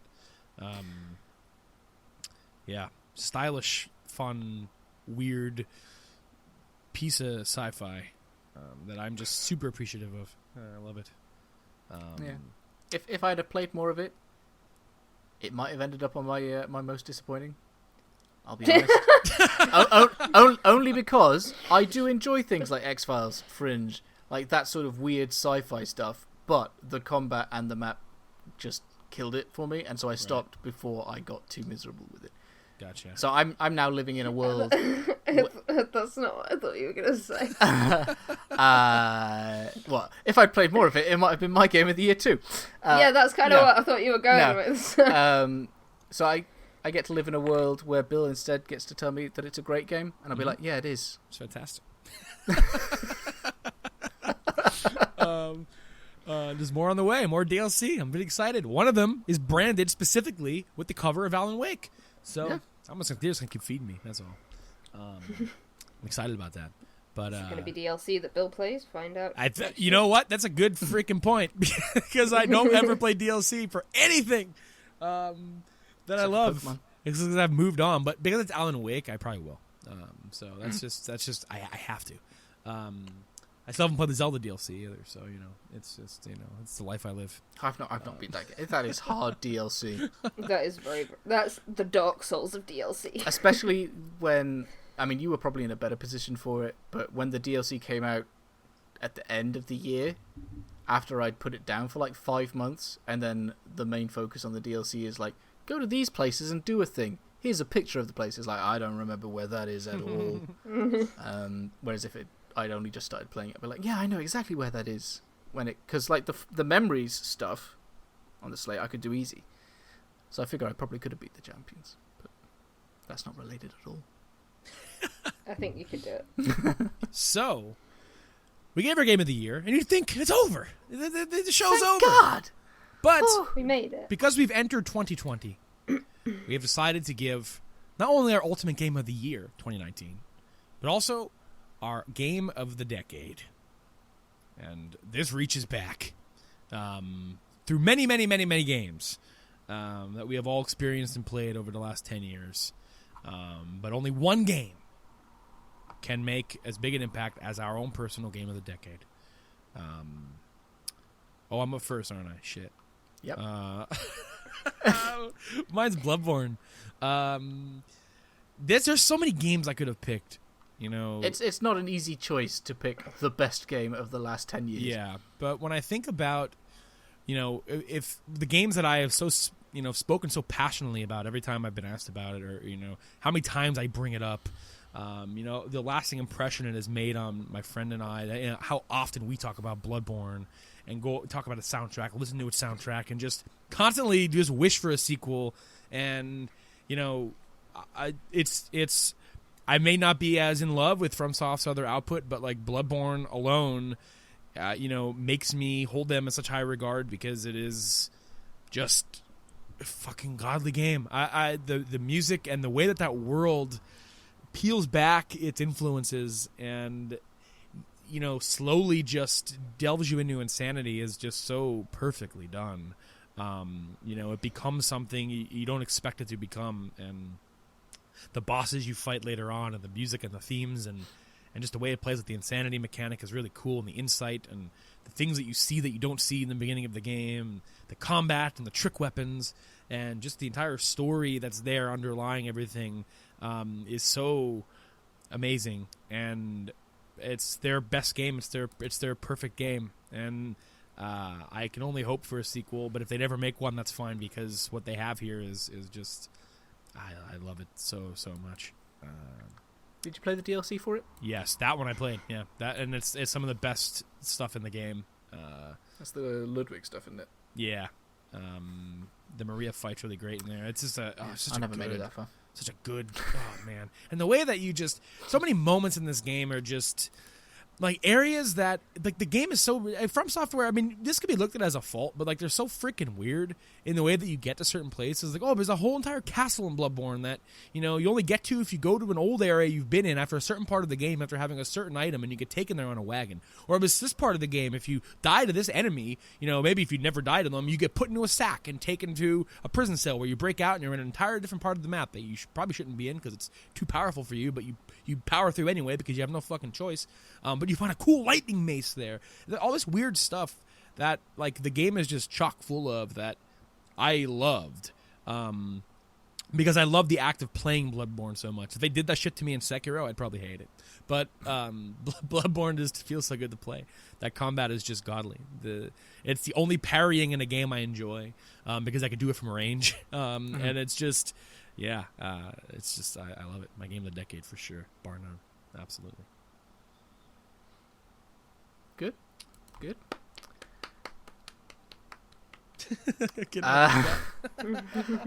Mine is a different type of pick. There are games that I've enjoyed a lot more than this. But when I think of things that have either changed myself or the way that I live more than this, I can't think of anything. And my pick is Minecraft. Yes! Which I am... Classic is coming out this decade because it was officially released in 2011. Yeah, thinking at it from actually playing it, yeah, early on I enjoyed it, but I was never a good player at it and fell off fairly quick. But when I think of the way that it has led me to travel to France when I'm miserable and meeting people like Ebby, and Vaughan and all those things that have come from that, to move city just because I miss seeing people, to going to Japan to be with a friend, which I was never going to do anyway, or was never going to do otherwise. I'm just like, if I hadn't played this game and then watched a lot of YouTube about it and then thought, you know what, I could do with looking forward to something, I'm going to go to Disneyland, I wouldn't be where I am now. I wouldn't be on this podcast. So if you don't like me, you can blame Minecraft. Send your hate to @Notch. Notch. Yeah, I can't think of anything that's been more influential over the last 10 years. Mm-hmm. I think the amount of change that I've undergone in the last 10 years, like, it cannot be understated how important Minecraft was in that. Which sounds, you'd think, oh, Minecraft changed my life. Which sounds ridiculous. But no, I never would have happened to go to France at the same time that Kinross did. I wouldn't have met Kinross. I wouldn't have met all of these other people that, led me to go to America for the first time, and then ended up going to Japan to meet up with Vaughan again, and to have, like, a game that gave you this, like, feeling of belonging in an online community. And for me, it was, like, the first time I properly felt it, because even though I was doing, like, anime YouTube at the same time, I did not feel like I was a part of that community as much as I did when we came back from, like... It's weird. Minecon, you feel like you've been in the trenches with someone. It's really weird. It's the most intense bonding experience. Yeah, because we'd never met each other. I don't even think we'd spoken to each other much. Outside of like a tweet, maybe. You replied. I either replied to a tweet from Kurt, or you did, and then I replied. And you're like, "Oh, you're going? I'll meet you at St. Pancras." I was like, "Okay, I don't know who this random person is, but sure." To then 2.5 days later being in tears at the fact that you might not see this person again or whatever, and being like, oh, this was really great, I really liked all those sandwiches we didn't eat and all this air hockey we played because everything else was crap or broken and the weather was awful. Yeah.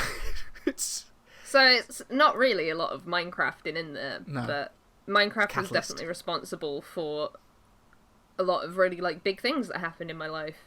So, and Kinross's life as well, because he got to be burdened with me for the for the next 8 years. So, I think it's the other way around, to be fair. But yeah, there's your cool gaming story. Is me and Kinross met at Minecon.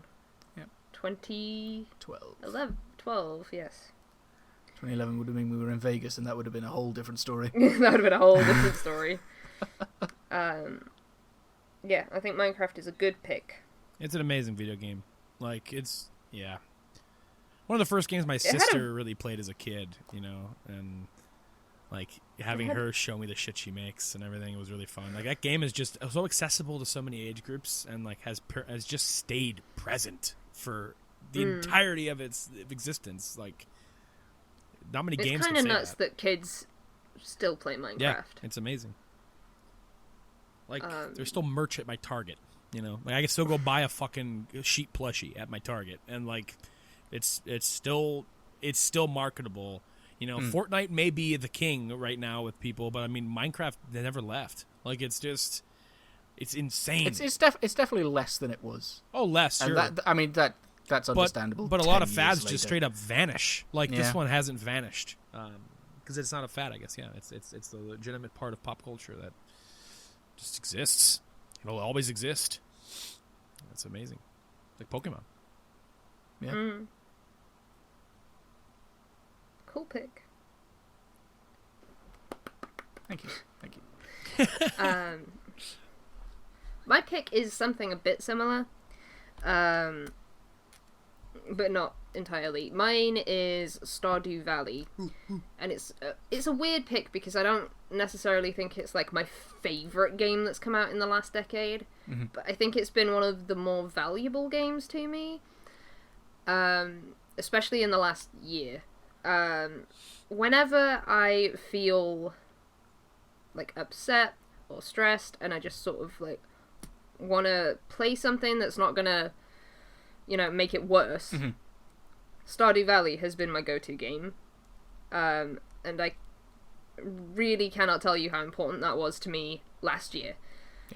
And it's just because I had this game that was there just so I could chill out and, you know, plant some fucking pumpkins and go to a night market when it's winter time and just, like, chill out too.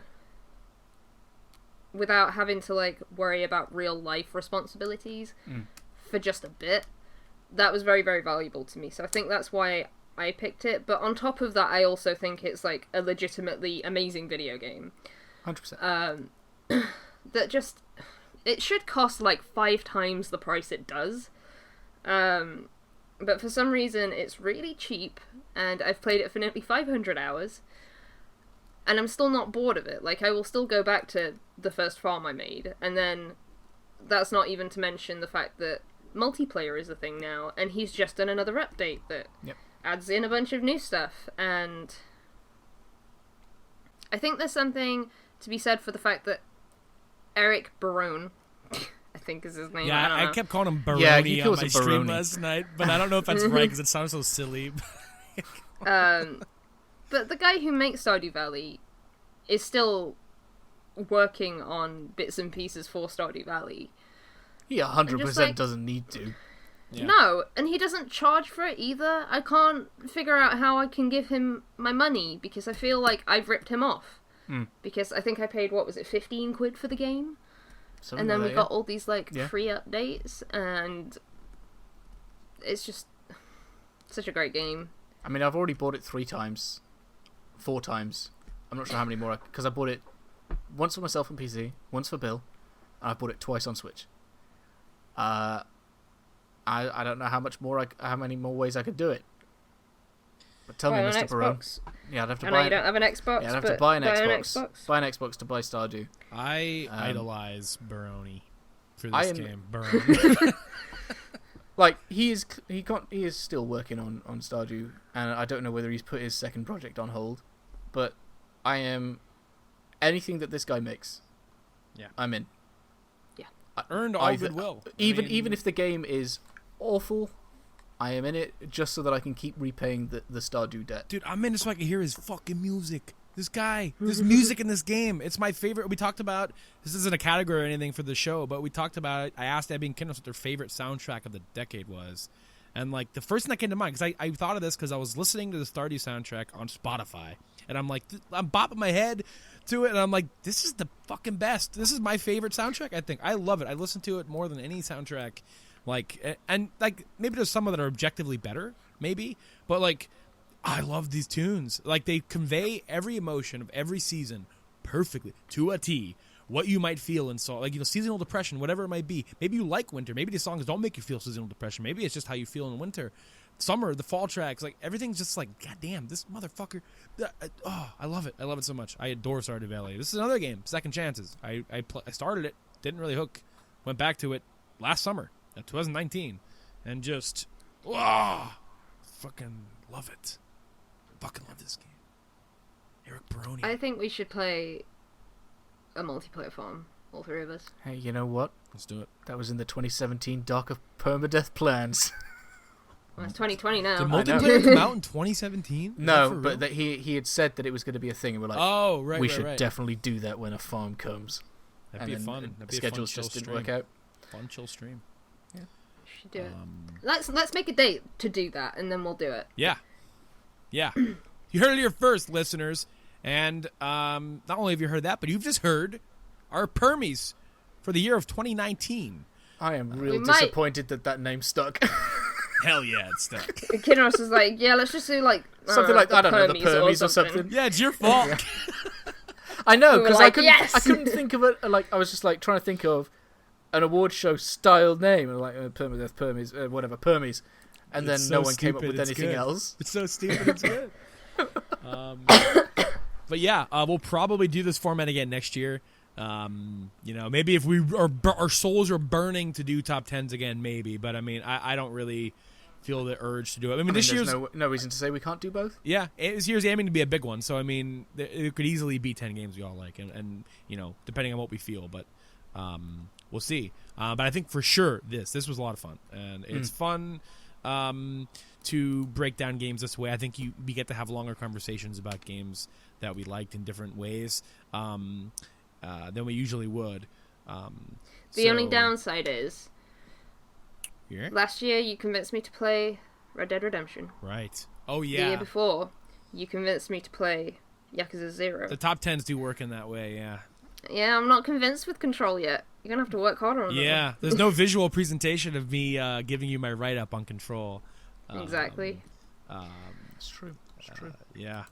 I'll make a top 10 for you next year. Or I'll just make you a Control video. Or, just send it to you on Google Drive. Yeah. But yeah. Any closing thoughts on this before we wrap it up in a nice little bow? I achieved none of my goals. Oh yeah, the fucking goals. I had the goals written down somewhere, but I don't know where they are. I can tell you that mine was to write a mini review a month, so that the top 10 was easier at the end. I didn't do a single one. No, I have thoroughly enjoyed the last almost 3 hours with you, as always.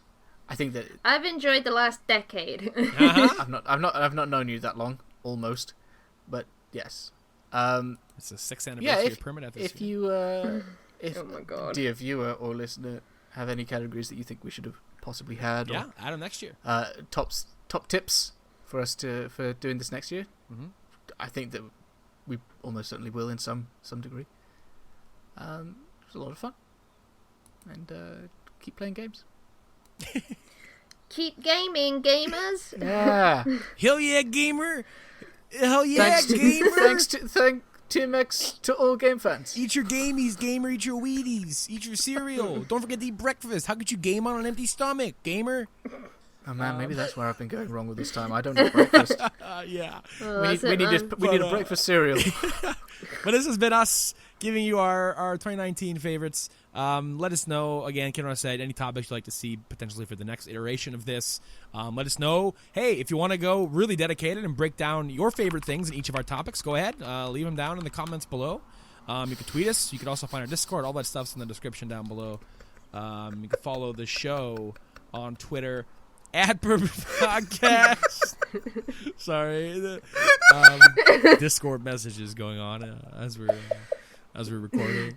All of our Twitters are down in the description box down below as well. Everything you need is down there. We should probably add our personal Twitches to the description boxes down below, so you can find those too. Yeah. All three of us are streaming regularly. Oh yeah, look forward to a fun 2020. Not only from us, but just in video games. There's a big one coming. Next gen's here. It's only months away. Lots of stuff to talk about this year. So it'll be a fun one to do it with y'all. And yeah, as always, hey, see you in the history. See you in the history. Bye. I'm sorry for losing it at the end. That 100% caught me off guard.